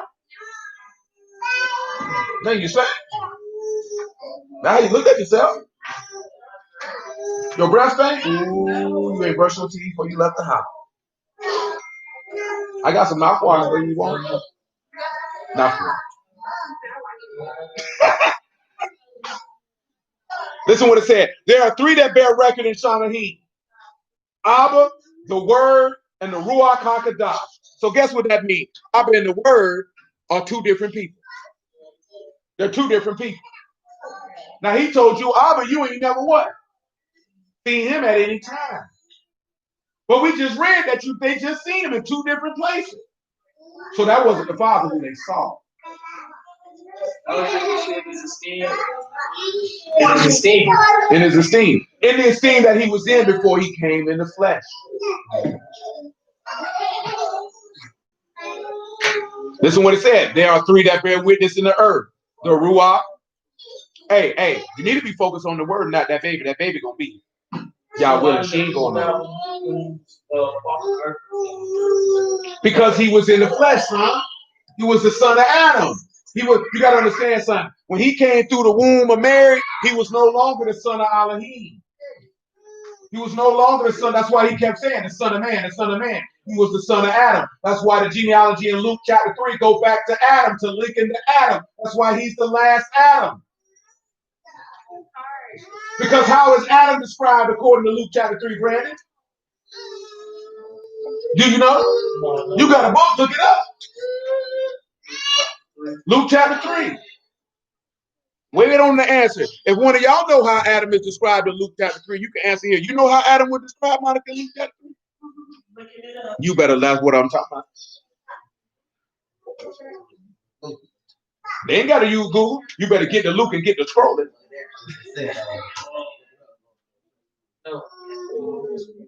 I thank the Lord. Stank him up. Baby gonna be there, baby. I need you to pay attention. Okay? Please pay attention.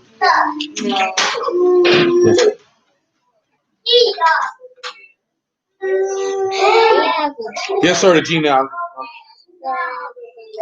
Oh, they can see you. You like to say hello? They can see you. Which was the son of Adam, which was the son of Elohim. So what is Adam? The son of Elohim.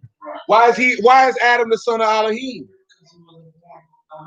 He was made of Elohim. That's what makes the second Adam what? And who made him? Elohim.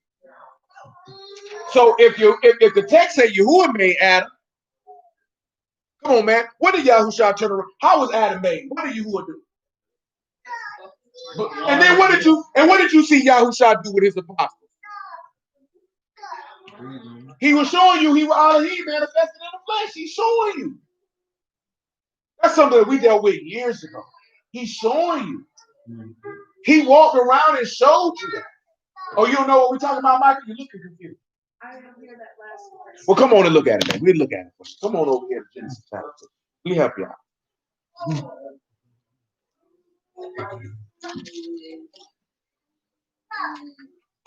Genesis chapter 2 and 7. Why do you think you always got the Lord God or Yahuwah Elohim behind it?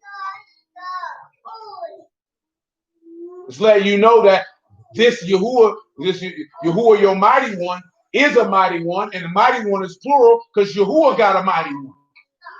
And that mighty one is his Father, who is blessed forever.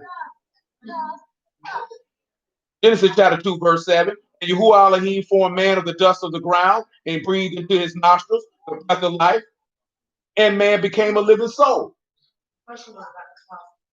Yeah, I know, but we got to read both. You can't do one without the other. Because she got to know why she's seeing that. It ain't gonna help out. John chapter 20. And let's say like now, if the breath got put in him, then what that is? That's Ruach, right? You can't have life without the Ruach. Who got the ability to give life? Elohim manifested in the flesh. That's why he say the Ruach quick and get off of that before you hurt yourself. You want to hurt yourself? Well, come to pots, thanks.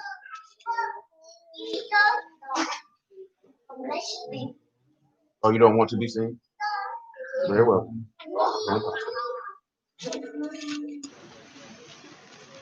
But I want to. Oh, deadly Brunswick police involved shooting tonight. All right. Another story to be milked. John chapter 20, verse 20. John chapter 20, verse 19. Then the same day at evening, being the first day of the week, when the doors were shut, the disciples were assembled for fear of the Yahudim. Came Yahushua and stood in the midst and said unto them, Shalom be unto you. And when he had so said, he showed unto them his hands and his side, and the disciples were glad when they saw the Lord. Then said Yahushua to them again, Shalom be unto you, as my Abba hath sent me, even so send I you. And when he said this, he breathed on them and said, Perceive ye the Ruach HaKodesh. He showed you Elohim. How else can he give life? Only Elohim has the power to give life. He breathed into them. He's showing you that he Yahuwah, that he's Elohim manifested in the flesh, that his father has given him that authority to do that. See, he doesn't have the authority on his own to do it. His father has to give him that authority. And we'll read that in Corinthians in a moment. He literally breathed on him the same way he literally breathed on Adam. The same way, like it's here, and I put it to you in this fashion. I would wager all of you have been to a funeral and seen a dead body.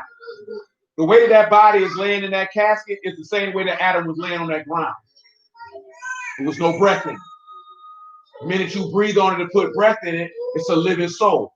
But the same way when you in the grave, if that Ruach HaKodesh is in you, it animates to bring breath or life into you to make you a quickening Ruach. See, that's different from being a living soul. See, a quickening Ruach is something that makes you alive. That's different from a living soul. Do you know the difference between a quickening Ruach and a living soul? Let me put it this way. Who does not understand the difference between a quickening Ruach and a living soul? Who on here does not understand the difference between a quickening Ruach and a living soul? Do you understand the difference? No? Wait. You understand what that means? Let me see if in... That's right, CPR. CPR is a good example. Very good example. Well, this is the difference between a living soul. If you're a living soul, what's the one thing that every living soul got to do? Die. If you're a quickening Ruach, what's the one thing you can never do? Die. That's the difference. That's the difference. That's the difference. The difference between a living soul is that a living soul will die. But a quickening Ruach never dies, because the quickening Ruach is the Ruach of Elohim, and Elohim does what? I lift up my right hand and swear on my name that I live forever. Because Elohim is a Ruach, and everyone that worship him must worship him in Ruach and in truth. Ruachs cannot die. Because the Ruach of Elohim is what? Eternal. Eternal. That's the difference. That's why you got to become like the second Adam. You can't remain like the first. Because the first Adam is going to perish. That's why I say the first Adam is of earth, earthy, and the second Adam is of heaven. And the things of heaven are what? Everlasting. That's how we know the first Adam wasn't made to live forever. But we've already went over that before. We didn't talk about that before. What eternal components did Adam have? Not now. He was flesh and blood and came from the dust. Ain't no eternity in no dust.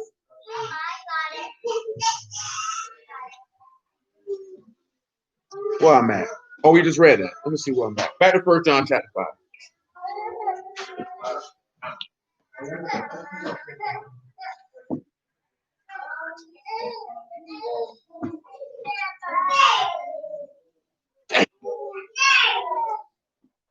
About to stop. Sit down. Verse 8, 1 John 5. And there are three that bear witness in the earth: the Ruach, the water, and the blood. These three agree are one. What did we read in Exodus? What you seen, right? The book, which is the Ruach, and then they sprinkled the book with what? The water and the blood. Notice it said it's the Ruach that bear witness in the earth. So it's the breath of Elohim that bear witness. Elohim don't actually bear witness in the earth. He bear witness in heaven. But when he stood on the earth, what did Yahushua say? I don't need no witness of man. Because you need two witnesses. So his Elohim was the witness by the word that was left behind. Yahushua is the witness to confirm the word left behind. 1 John 5 and 9. If we receive witness of men, the witness of Elohim is greater. But this is the witness of Elohim, which he has testified of his son. Remember, the lamb was slain from what? So that means the Father had already bear witness of the Son before the world was ever made. That's what people get it confused at. And we just seen that in Psalms 139 about being fearfully and wonderfully made. That my members were written in the book before they were ever formed. If the members were written in the book before they were formed, that means the gospel was written before they were ever formed. Let's take a look at that. Let me finish this here. Oh, that's painful. He that believe on the Son of Elohim have the witness in himself. He that believe not Elohim have made him a liar, because he believed not the record that Elohim gave of his son. Because all the son was doing in the Old Testament was bearing witness to what his father told him, and in the New Testament, he walked it out.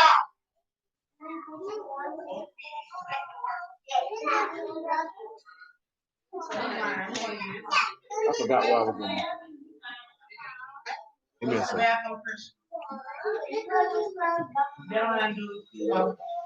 What's it? It's a line. Let me come over here. Let's take a look at Exodus chapter 33. This is something that we've done. Exodus 34. This is something that we've done before. Somebody in there, son.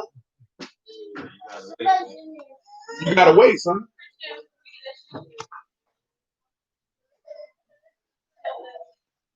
Put it with the rest of them, son.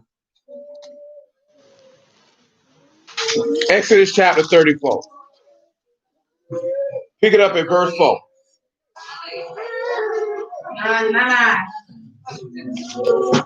Grandma, sit down somewhere. Sit down. Fix your face. Come here then. Come here then. That's what I thought. Exodus 34 and 4. And he used 2 tables of stone like unto the, stop flipping that water, please. Unto the first. And Moses rose up early in the morning and went up to Sinai as Yahuwah had commanded him, and took in his hand the 2 tables of stone. Yahuwah descended in the cloud and stood with him there and proclaimed the name of Yahuwah. Yahuwah passed by before him and proclaimed Yahuwah. Yahuwah Elohim, merciful, gracious, long-suffering, abundant in goodness and truth. Let's look at Yahushua do that. Let's look at long-suffering. Mark chapter 3.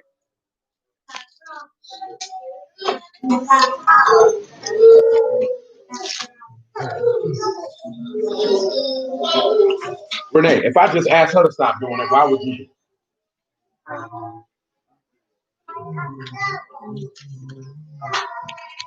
Mark 3 and 1. You got now. You next, son. You got to stay in line, or you're gonna get bucked.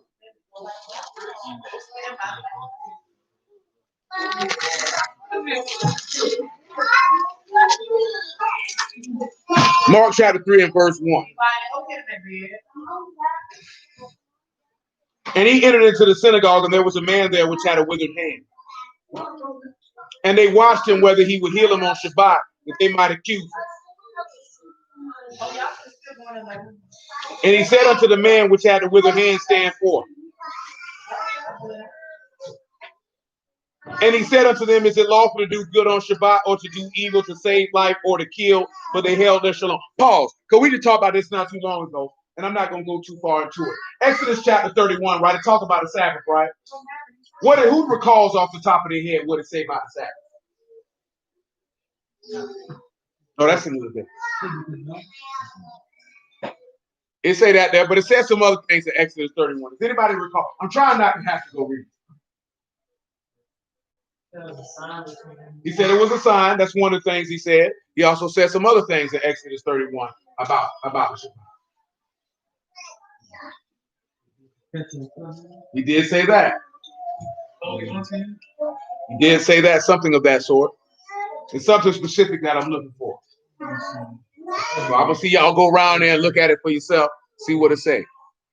It's Yahuwah. Look at something real specific. That's what Yahweh said. That ain't the Exodus.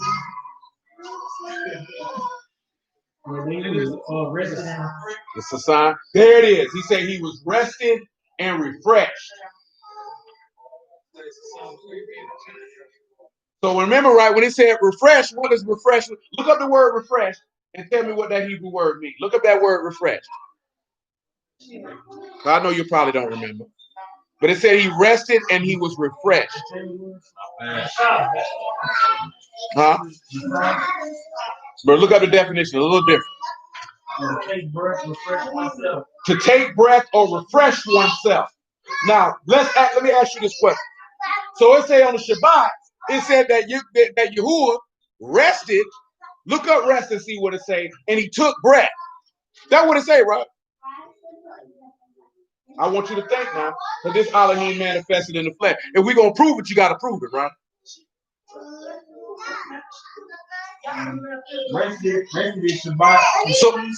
So he ceased and rested and then took breath. Now let me ask y'all this question, right? In Genesis chapter 2, when Yahuwah got finished creating, what did he say? Huh? No, that's not what it says. It is finished. Same thing. No, it said it is finished. That's what it said, right? When Yahushua was on the stage, what did he say? It is finished. What does Genesis 49 with the Mexicans? What does it say that he saw was good? Rest. So when Yahushua took in John chapter 10, verse 17, right? What did Yahushua say? No man does what? Or 10 and 18. He said, no man take my life from me. I lay it down of myself. So that means Yahushua was telling you that I'm going to rest and take breath of myself. Is that not the same thing that his father did on the Sabbath that the law is bearing witness to? Go to John 10 and 18 so you can see it for yourself. Don't get hit in your mouth again, boy. My mama ain't beat nobody since the 90s. Eli, and then you ain't fixing the problem because you can't have your way. John 10 and 17. Grandma, you better fix your face. Fix your face and close your legs. Fix your face and close your legs. Come here, Eli. I can still see your bra.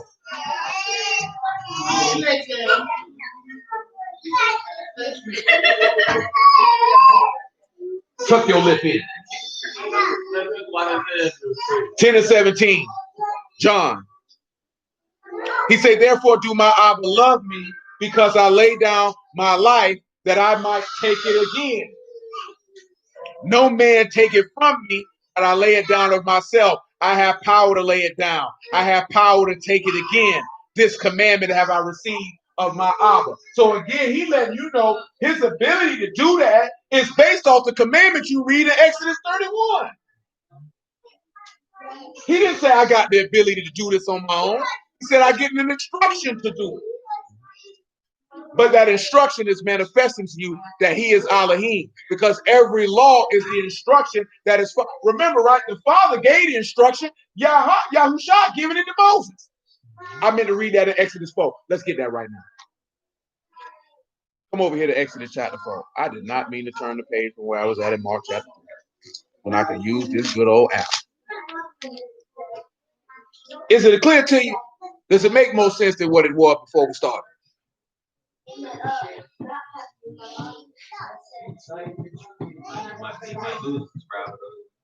I don't think so. Shalom. I don't think so. We've been gaining a lot too, boy. We just cracked 420. Ain't taking number 17.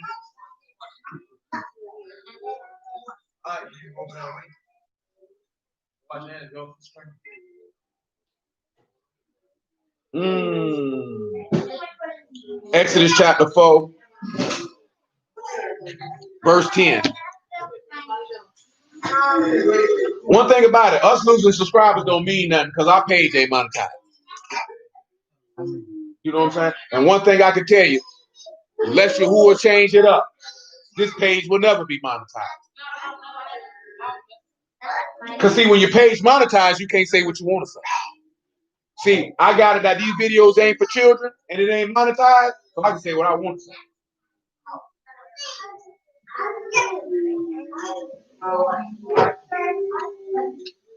Exodus chapter 4, verse 10. And Moses said unto Yahuwah, O my Lord, I'm not eloquent, neither therefore, nor hence you have spoken unto your servant, but I'm slow of speech and slow of tongue. Yahuwah said unto him, who hath made man's mouth, or who makes the dumb, or the deaf, or the seeing, or the blind? Have not I Yahuwah? Now therefore go, and I will be your mouth, and I will teach you what you shall say. He said, O my Lord, send, I pray you, by the hand of whom you will send. The anger of Yahuwah was kindled against Moses, and he said, it's not Aaron the Levite your brother. I know that he can speak well. And also, behold, he come forth to meet you, and when he see you, he will be glad in his heart. Listen to what he say. And you shall speak unto him, and put words in his mouth, and I will be with your mouth, and with his mouth, and will teach you what you shall do. And he shall be your spokesman unto the people. Now let's go back to this Hebrew, and let's see what that says. I think we just looked at it not too long ago, but if not, it's all good.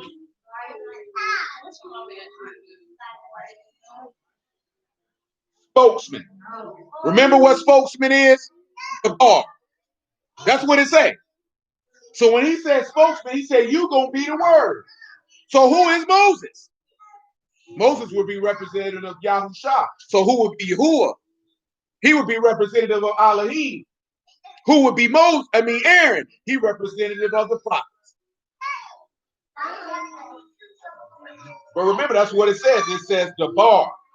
Doesn't say spokesman. It just says you gonna be the word. The word to the people, and he shall be even to you instead of a mouth, and you shall be to him instead of Elohim. But what does it say? It says the bar pe Elohim. So what does that say? Word, people, mouth of Elohim. So Aaron will speak as if he is the mouth of Elohim. So then you can turn around and look at it as like Aaron is Yahusha, and Moses is his father. It depends on how you want to frame it, how you want to look at it when you're doing it. Now, when we look at the bottom of Exodus chapter 4, what does it say? 4:29, Moses and Aaron. Well, it said Moses told Aaron all the words Yahuwah who had sent him and all the signs which he commanded. So what did Aaron say? What the instruction my father gave me, that's all I can say. Because it said that Moses would be as what? The word to the people in the mouth of Elohim.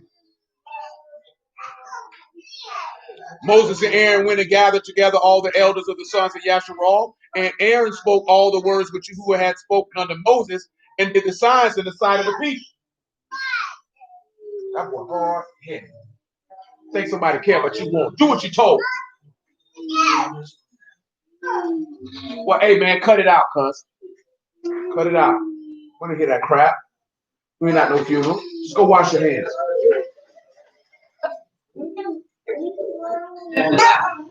But remember, that's what we looked at, and I had forgot about that. But when you look at it right, he said, Yahuwah gave the word to Moses.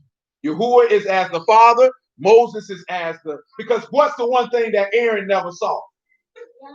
Aaron didn't see at that time in Exodus chapter 4 the shape, figure, or voice of Elohim. He only got it from Moses.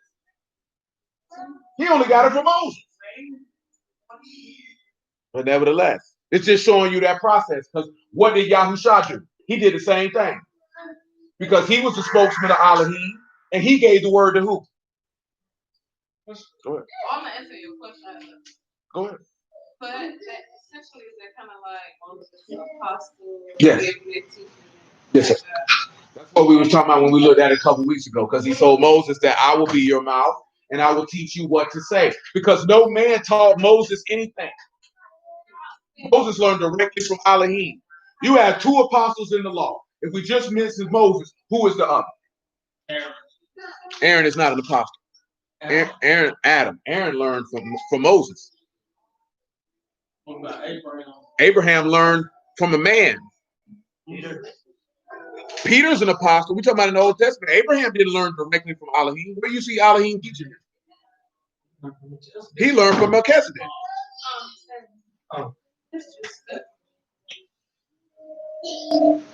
Yeah, Aaron, at the end of the day, it's only two people who were directly taught by Elohim in the Old Testament. That's Adam and that's Moses. Everybody else got it from a man. And you know why it was Adam and Moses? Because you got to have two witnesses to bear witness of what an apostle is. Can't have one, got to have two. Because Yahusha is the original apostle. Who taught him? His father taught him. That's why Elohim told Moses that you will be as the word of Elohim. Well, you can look at him too, because he ain't get it from no man. He the priest of the Most High Elohim. It's just it ain't a lot of talk about Melchizedek, so we don't really. That would just be what we call it, insinuating, because it don't say it plainly. We can read plainly. He taught Adam and Moses. What about Enoch? Because you said Enoch walked. What is that? What does that got to do? Who taught Enoch? Adam did. He come from the line of Enoch, son. Adam taught all them his offspring. He the one taught everybody. He the one taught everybody. Enoch just the seventh from Adam. By the time Enoch came, who? Shoot, them boys had already been dropping word. When it just say walk with Elohim, it just mean he walked with him. That don't mean he taught him. Apostleship is something totally different. You know what I'm saying? Adam, he's from Adam's line. He's from Adam's line. Yeah, he's from Adam's line. Adam taught all of them. Adam taught all of them. Of course, Abraham got taught by a man. Abraham was in a house of idolatry. Yahuwah called him out. Yahuwah revealed himself to him, but he didn't teach him nothing. He took him somewhere to be taught. Took him to Melchizedek. If you remember, he went to Melchizedek in the 14th chapter. He called him out in the 12th. So you have to look at that. Adam and Moses are your examples of an apostle. Nobody taught Moses. Moses went up and got the word from Yahuwah. Adam got the word directly from Yahuwah. Yahusha got it directly from his father, and his apostles got it directly from him. That's why people say Paul ain't an apostle. That's how you know they stupid, because Paul said, I was taught by Gamaliel at the feet of Gamaliel, who was a doctor and an expert in the law. He said, but this gospel, I ain't get that from man. That's the difference. But you know why people don't know the difference? Because they don't know the basar of the bar to be able to tell it to anybody, to know that there's a difference between the two. That too, yes, sir, Sharon, both of them. Because Yahusha is every office in the word. He's a chief high priest, he's an apostle, he's a prophet, he's an evangelist, he's a pastor, he's a minister, he's all of that. Any office that you can think of in the text, Yahusha is that. And you know why? Because Elohim is all of that. Who taught Elohim? Ain't I would have told you that in Isaiah 40? Which one of y'all taught him in the way of understanding? Who taught Yahuwah? Who taught Elohim anything? No one. But yet Yahusha say his father taught him. So they let you know there's a separation of Elohim. Elohim over them. Still two Elohims, but again, that's why I mentioned that earlier in Revelation. It says that Yahusha's name is going to change upon his return. He's going to have a different name. He's not going to have the same name. His name changes based off action. You know what I'm saying? And then that's why people say, how can Yahusha be his wife when Asherah was married to Yahuwah? Because Yahuwah is Yahusha, stupid. You know what I'm saying? The father had already picked out a bride for his son, just like the book tell you to do. You know what I'm saying? I ain't saying y'all stupid. I'm just talking about people who say that, because I know y'all don't participate in that type of conversation. Have you ever heard that before? Because don't the book say you married to Yahuwah? And then what do we look at? Pause. Let's sit back and look at it for a moment.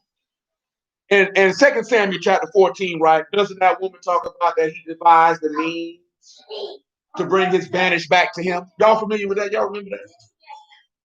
You have to check that out for yourself in 2 Samuel chapter 14. There was a woman speaking. You remember the one woman said, we must needs die, and the water split. And you know what I'm saying? But he devised the means to bring his banished back unto him.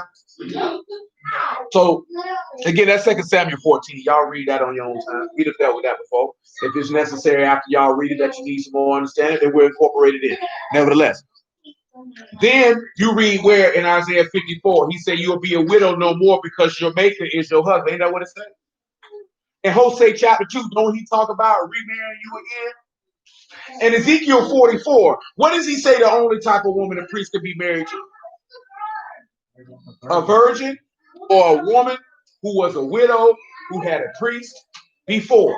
In Romans chapter 7, what does it say? That you are bound to your husband by the law as long as he lives. Who is your husband according to the laws for the house of Yahshua? Then he say, if your husband dies, he say that you dead to that law by Mashiach rising from the dead. And what it say? So then if that's the case, then who was you married to?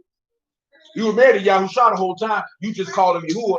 He manifested himself in the flesh to die for his wife, just like Adam did. You've been certain. And what was Adam described as in the text as Elohim?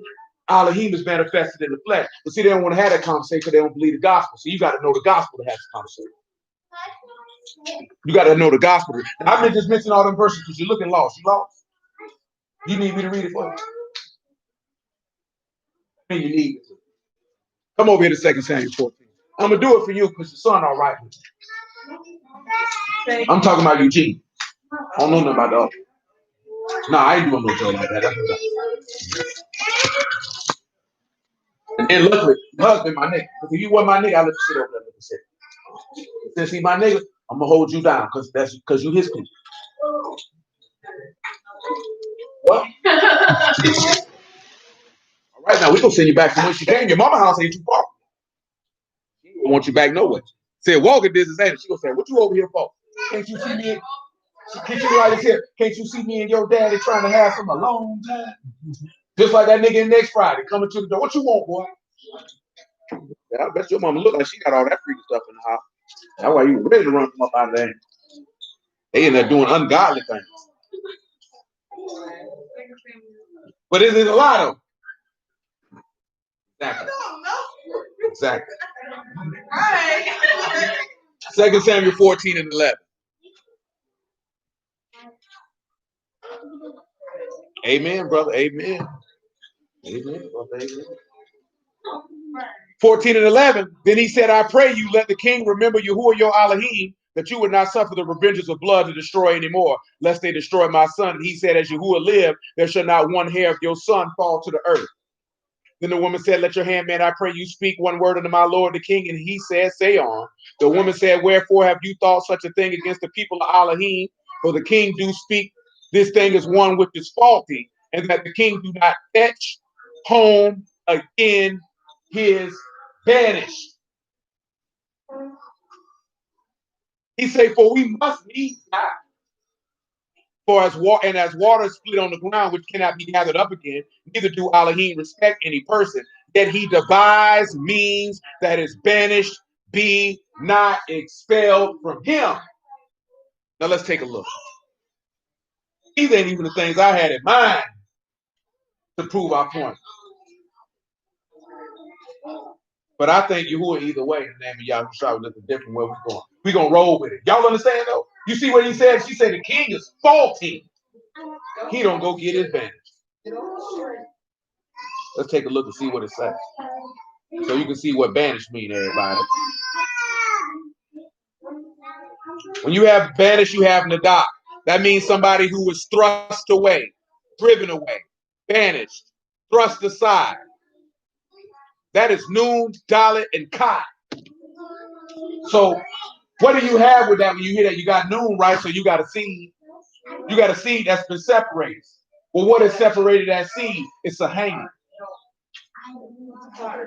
Because you've been banished. Well, why have you been banished? Because you refuse to humble yourself to the. Remember we were looking at that last night? That he humbled himself unto the state.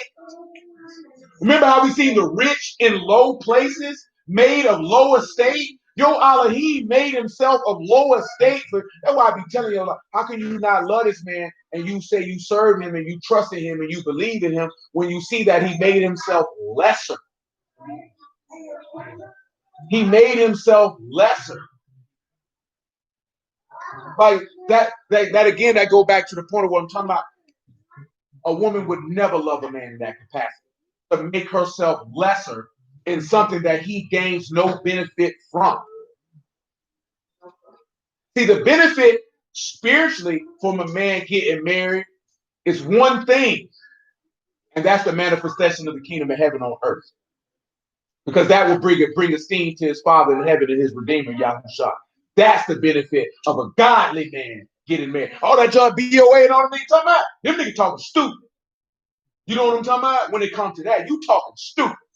Because the whole marriage system in the text is set up to mirror him and Yasharal. So nigga, you's a damn fool to say anything other. You know what I'm saying? That's only because you don't know the gospel. Because again, didn't I mention that earlier? That Adam died for his wife when he had done no error? Because Adam did not have to partake in that.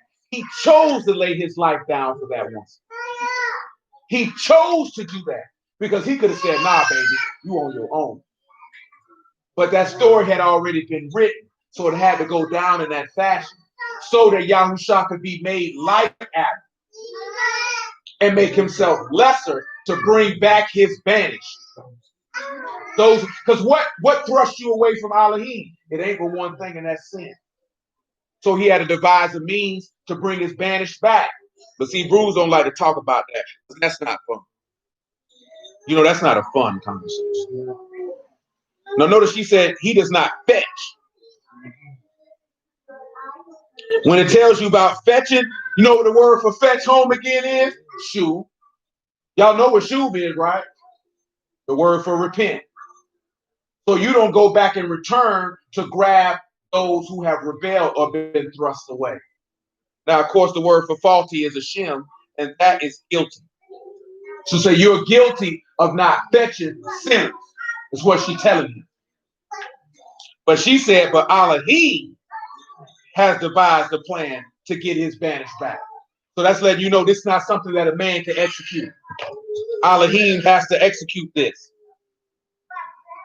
When we look at devised, it is kashav, and that is to think or to plan. He put a plan together to get his banished. Let's take a look at Hosea chapter 2 because I mentioned it before.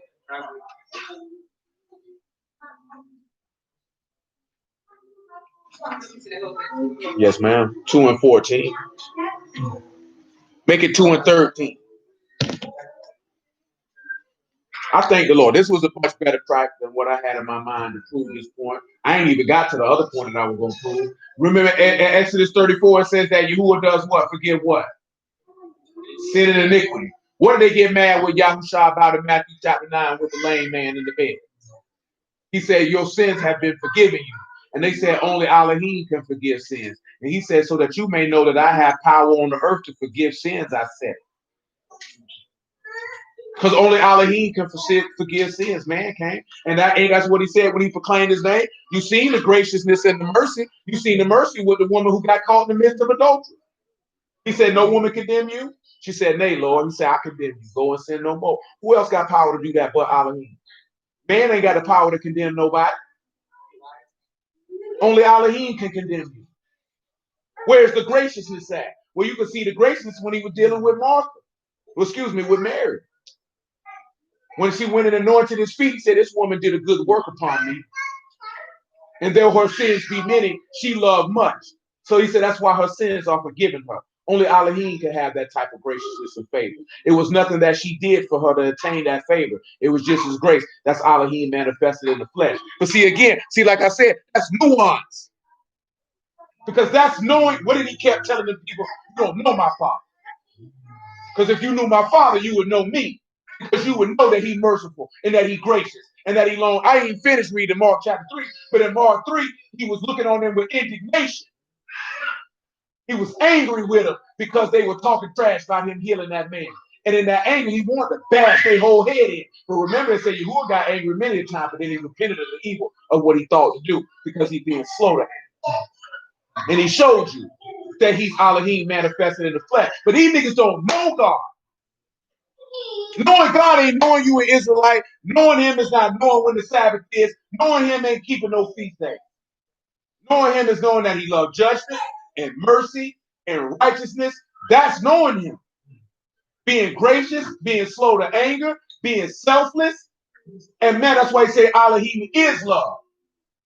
Because what I tell you about last night, right? It is a beautiful thing, amen. What I tell you last night, he said, love don't seek her own. Elohim didn't seek his own. His esteem was already his own, and he lessened himself. He didn't seek his own esteem and killing himself. He didn't seek that. That was for your benefit. He put himself in a lower state for your benefit. He ain't get nothing from that. That's why if you got a man who's righteous, who care about you, who's going to look after you, who's going to teach you, guide you, correct you, you ought to give that man the proper honor and esteem. You ought to give him what he's due. Because he's not getting any benefit from being married to you. That means he chose to set his love on you and extend all the benefits that Elohim blessed him with to give it to you. So you ain't got no business complaining and being upset. Because how many niggas gonna take the time to teach you and to instruct you and to correct you and to feed you and to clothe you? And to when he do it, not just seeking his own, but for fulfilling for the vision of the household. But you would have to understand that his vision is your vision because you on his team. If you're not on his team and you're gonna fight against him because you only care about what you want to do, you're not a team player, you suck. You ever seen a team? That's right. He say, I've been so long with you and you have not known me. That's what he told Thomas. But you ever seen a sports team, regardless of, well, mainly football and basketball, where you had a team full of individuals playing for themselves? What ends up happening? They lose. You ever seen a team that plays for one another, that saw one another as the same? They're very, very successful.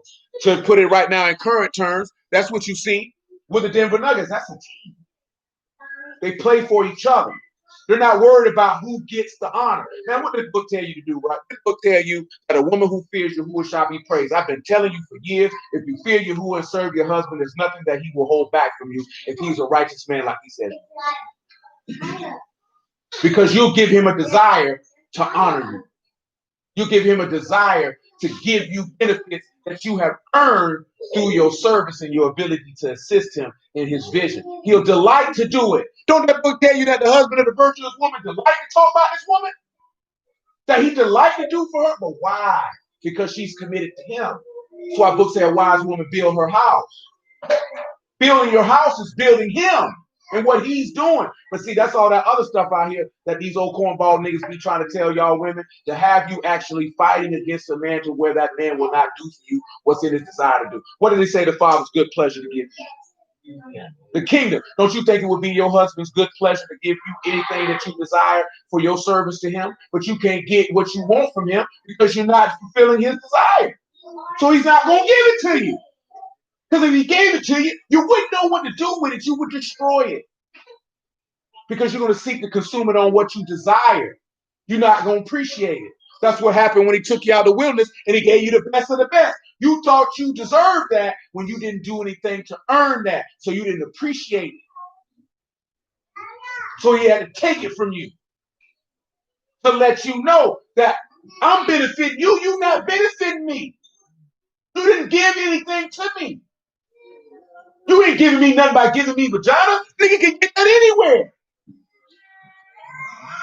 There's women giving vagina for a chicken box and a salt soda. There's women giving up vagina just because she saw you and she was like, you know what? Let's have sex.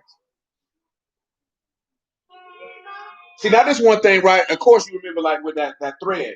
The one thing that a woman should know that if a man desires to spend time with you, talk to you, and see you, that means he fool with you. Ain't no man finna invest no time with somebody who don't fool you. He's not gonna do it. If all that, see, what I'm talking about is he only wants you for sex. See, if a man only wants you for sex, then he's only gonna deal with you with the hopes that he's going to get sex. If he fool with you, it don't matter if you having sex or not. He wants to be in your company. That means you make his environment delightful, that's where he wants to be in your presence. See, if you don't make the environment delightful, then he's not going to want to be in your presence. You know what I'm saying? A man wants to be known that this woman, not saying, oh, I appreciate you for everything that you do. See, you don't have to do all of that. All you have to do is make the environment peaceful. That's why I shared that video of that white lady right now. You've been shocked. That white lady was telling the truth.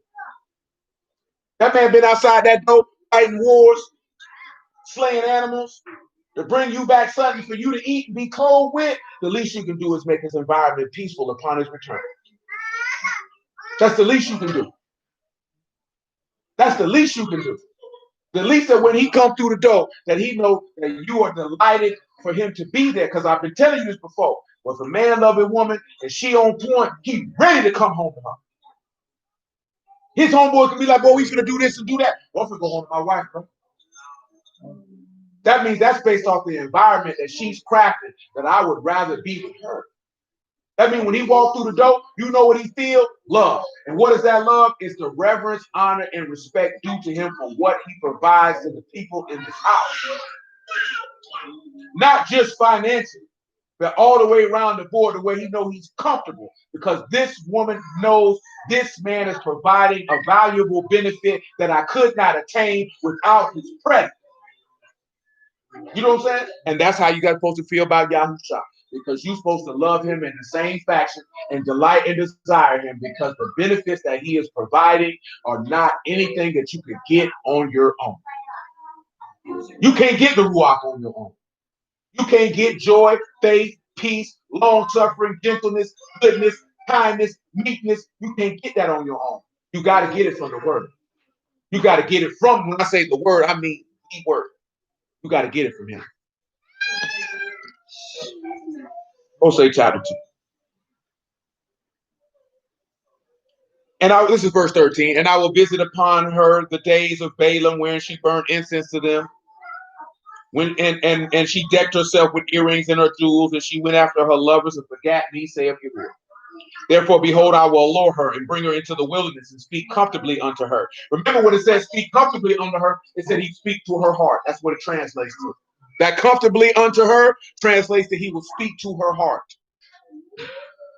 He said, I will give her vineyards from thence in the valley of Achor for a door of hope, and she shall sing there as in the days of her youth, as in the days when she came up out of the land of Mizraim. And it shall be in that day, saith Yahuwah, that she shall call me Ishai, and she shall no more call me Bela. So you call me your husband. Isaiah 54 and 13. What's y'all over there singing? You must want to sing this belt on your butt. That's what it is, because you're disrespectful to the Lord. So you ought to get whooped, shouldn't you? Don't your conduct deserve that? Yes, it does, because you're being rude, disrespectful, and arrogant, that you think what y'all singing about was more important than the word of Elohim. So that means all three of you bring your rusty behinds and sit right here in the middle of this floor.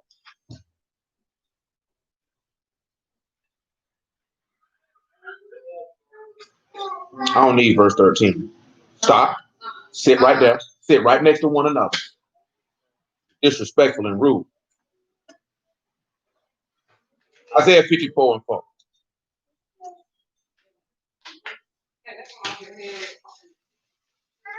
What did she just tell y'all to do? You shouldn't act like you didn't hear what she said. Now the next step is the corner. The last step is a belt on your butt. Are we understood? Thank you. I appreciate that. Isaiah 54 and 4. Fear not, and you shall not be ashamed, neither be you confounded. For you shall not be put to shame, for you shall forget the shame of your youth, and you shall not remember the reproach of your widowhood anymore. For your maker is your husband. Who is your maker? Because that's who created you, right? That's what it said, right? Yahuwah of hosts is his name, the Redeemer, the Kadash one of Yasharal, the Elohim of the whole earth shall he be called. Now let's take a look at something else. Let's take a look at Ezekiel 44.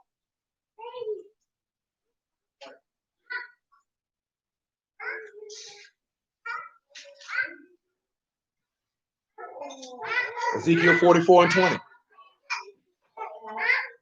Huh? You out over there? You sleeping? Yeah, you sleeping. Look at that baby. You over there doing little baby? Ezekiel 44 and 20. He said, neither shall they save their heads, nor suffer their locks to grow long. They shall only poll their heads. Neither shall any priest drink wine when they enter into the inner court. Neither shall they take for their wives a widow, nor her that is put away. For they shall take maidens of the seed of the house of Yasharal, or a widow that had a priest before. See, that's where he gave you the caveat to devise a means to bring his banished back. Because his law say that high priest can't marry no woman who's been divorced or a whore. or a widow. She had to have a priest before. Romans 7. Romans 7 and 1. Now we've established something, right? Did we not establish that Yahuwah is your husband? Is that not what it says? We read that where? Book of Hosea, right? Isaiah 54, right? That's two witnesses, correct? So let's look at what Romans 7 and 1 say. He said, "Know you not, brethren, for I speak to them that know Torah, how the Torah have dominion over a man as long as he lives. I distinctly asked you to sit up, and yet you're laying down. I do not understand why. I do not care for your attitude. Would you like to stand and look at the wall? I think you do. And you're about 20 seconds from heading in that direction. So I think you need to fix your face and get yourself together. Are we understood? Are we understood? I need you to speak. I don't know what that means. Know you not, brethren, for I speak to them that know Torah, how that Torah have dominion over a man as long as he lives. For the woman which have a husband is bound to the Torah to her husband so long as he lives. So let me ask you this question. Are you bound to the covenant that Yahuwah made with you? As long as he lived, right? Let's look what it say, right? So then if while her husband lived and she be married to another man, should she be called an adulterer? So let me ask you this here. While Yahuwah lived, were you married to another man? He said, because you won't call me Bela anymore, you call me Ishi. You went and served other gods. He said you popped your legs open to everybody that passed by. So you were called an adulteress. Did he not call you an adulteress? He said, but if her husband be dead, she is free from that Torah, that she is no adulteress, though she be married to another man. Wherefore, my brethren, you are become dead to Torah by the body of Mashiach, that you should be married to another, even to him who is raised from the dead, that we should bring forth fruit under Elohim. So you married to another, because what did Paul tell you in 2 Corinthians 11? He said, I've espoused you to Mashiach, right? That you might be a chaste virgin. So when he resurrected from the dead to become the son of Elohim, you will be able to be married back to your husband. Which means you just remarried the man who you were already married to. He just changed the form and fashion of what he was in order to take you back. That's a mean way to bring advantage back. Because in doing so, he destroyed death. He destroyed sin. He freed you from both and allowed you to be joined to him and be perfected in his righteousness. What's more beautiful than that? And that's Elohim manifested in the flesh. Because who else but Elohim could do that? No man could do that. And that's why where do we see that in 2 Samuel 14? Because he said, and Elohim has no respect of person, but he's devised the means to bring his banished back to him. Because a man can't bring you back. See, men want to do that because they have a God complex that these niggas trash. These niggas ain't really about nothing. So they got to come up with all the extra stuff. You know what I'm talking about? But let me see what we want to conclude. You know what? I think that's enough for right now. These children sleep. Niggas is hungry. You know what I'm saying? We got another day to go around. You were willing on Wednesday. So hallelujah, hallelujah for Yahoo child the word. Let me ask you this here. Does anybody not understand? That's the key component. Is anybody on the stream not understand? Is anybody in this room not understand? See, the key point is for you to understand. Not to be right, but to understand. That's the key point. Don't never get caught up on being right. Get caught up on having the insight. Because anybody can be right, but lack understanding. Well, you better get it right now. I understand. But if you want clarity at a later time, that means it tells me you don't understand. Not clarity, but further. No, we ain't going tomorrow, Austin. Clarity on what? It's not clarity. I mean, further in what? I need specifics. It's not a question. I know. Hallelujah, indeed. Hallelujah. Yeah. Okay. I'm not forgetting. I'm asking you. You acting like I'm telling you not to say it. I'm asking you. I'd like to have a further talk, but again, it's not like But okay, I get that you saying that. What I'm saying, I'm at a separate time, but I need to ask the question. I mean, review what? Because I'm trying to do it right now. Okay, I'll read first. No, it's not okay. Because if you need more clarity, then we can give you more clarity. It's not a big deal. You ain't got nowhere to go. I don't. Like later on, I want to talk about if I want to talk about this, I would like to have the opportunity, but not like. You said that like you don't. So what? You said that like you don't. Like I don't. have the opportunity to talk about it.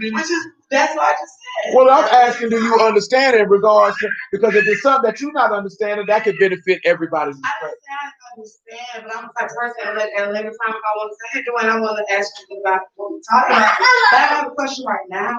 I don't have a question. I don't know if that's Roll your eyes again. I'm not rolling my eyes. And I said scratch clarity. That was. I can't scratch clarity. He's not a person. But okay, but you know you said something with no wrong word. I'm just messing with you.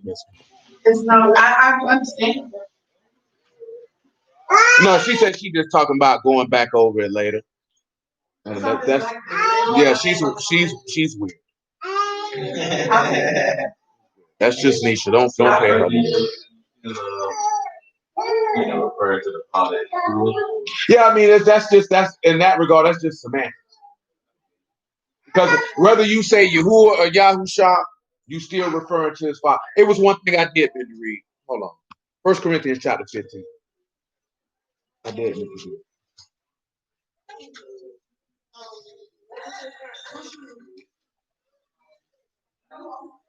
Oh, I don't have that page in this book.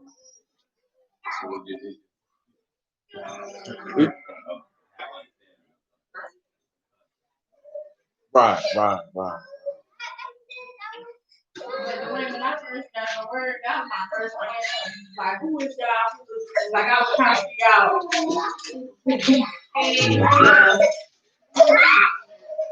Well, look at the Lord. 1 Corinthians 15 and 20. Matter of fact, make it 18. Matter of fact, make it 15. 1 Corinthians 15 and 15. Yeah, definitely review is always good. I don't mind. She just threw me off like this here, like she knows she can't get no review. Like she can't call my phone, I won't come to the nigga house.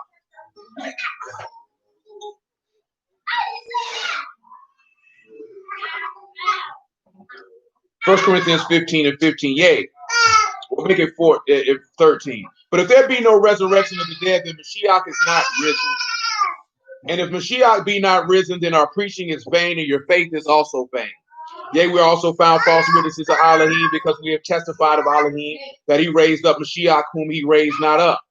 If so be that the dead rise not. Notice that it said Elohim testified that he would raise his son up. Now, we done discussed that not too long ago. There are too many. It is ad infinitum how many instances that script testified of him resurrecting from the dead. Do y'all recall how I said in John 20 that the apostles didn't even know the script say he would resurrect? When they open the script, this is someone understand Yeah. When he resurrected from the dead, then he talked about the script bear witness. You know what I'm saying? Before he got killed, they did not know that. They only knew that he told them that he would do it. But because it tells you that in John chapter 20, verse 9, that at that time they knew not that the scripture said that he must raise from the dead. They didn't know that. So for John, the apostle who he loved, he believed it on the strength of the word that Yahusha told him. Don't recall what?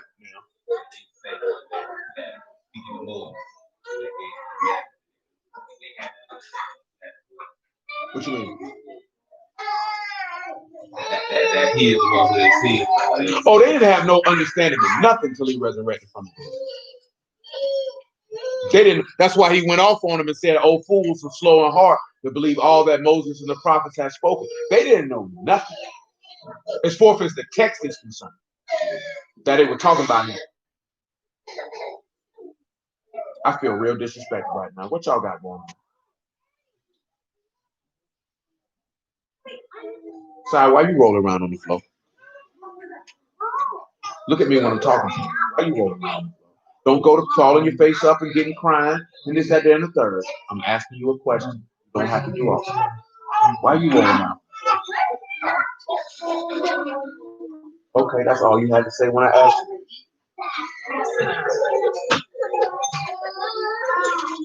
Fix your face, because you're wrong.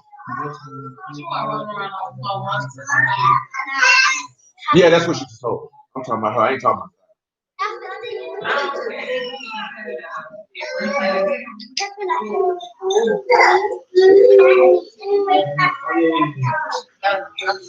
where we at, right? Okay, tempo. Where am I? I lost my spot. I'm in 1 Corinthians 15. I'm in verse 15. Yea, we are found false witnesses of Elohim, because we testify to Elohim that he raised up Mashiach, whom he raised not up, if so be that the dead rise not. For if the dead rise not, then Mashiach is not raised. And if Mashiach be not raised, your faith is vain, yet you are yet in your sins. Then they also which are fallen asleep and Mashiach are perished. If in this life only we have hope in Mashiach, we are men, all men most miserable. But now is Mashiach risen from the dead, and become the first fruits of them that slept. For since by man come death, by man came also the resurrection of the dead. For as in Adam all died, even so in Mashiach shall all be made alive. Every man in his own order. Mashiach the first fruits. Afterward, they that are Mashiach's at his coming. Then come the end, when he shall deliver up the kingdom of Elohim, even Abba, when he shall have put down all rule, all authority, and power, for he must reign till he have put all enemies under his feet. The last enemy that shall be destroyed is death, for he have put all things under his feet. But when he saith all things are put under him, it is manifest that he is expected which it put all things under him. And when all things shall be subdued unto him, then shall the Son also himself be subject unto him that put all things under him, that Elohim may be all in all. Because what did it say? That all things were created for the Son, and by the Son, and for the Son. So it was Abba who gave him that ability. So when you see that, it's just Yahuwah given to his Elohim what was already his. That's it. That's why I said Elohim was manifested in the flesh, because Elohim is Yahuwah. But his Elohim, we don't know his name. We don't know his name. That's why I say when the Ruach enter into you, you'll cry out, Abba, Father. You don't know his name, because you don't call your daddy by his name. Stop it. But you call, because Yahuwah is referred to as what in the Old Testament? Your Redeemer. And then Yahushua is called your Redeemer in the New, because that's the same person. But his Father, that's somebody else whom you have never heard, whom you have never seen, who have you never even ran across your mind, because we're not pure enough nor righteous enough to even deal with him. That's why he gave it to the Son, to get you subdued and prepared to dwell with him. So anyway, I appreciate y'all time. I bless y'all in the house of Yahuwah, in the name of Yahushua. Yahuwah willing, we'll pick it up on Wednesday and make it do what it do. I think on what it is, 28th, I don't know what day of the week that is, but we'll pick it up probably by 8 o'clock for atonement. But I'll let y'all know again, huh? So that's on a Monday. 28, in on the 28th. Start on 28, in on the 29th. So Monday night, not Monday coming, but Monday out. And we're gonna roll again. But I appreciate y'all, man. You who are willing. Understanding is there. We finna eat. And, amen indeed.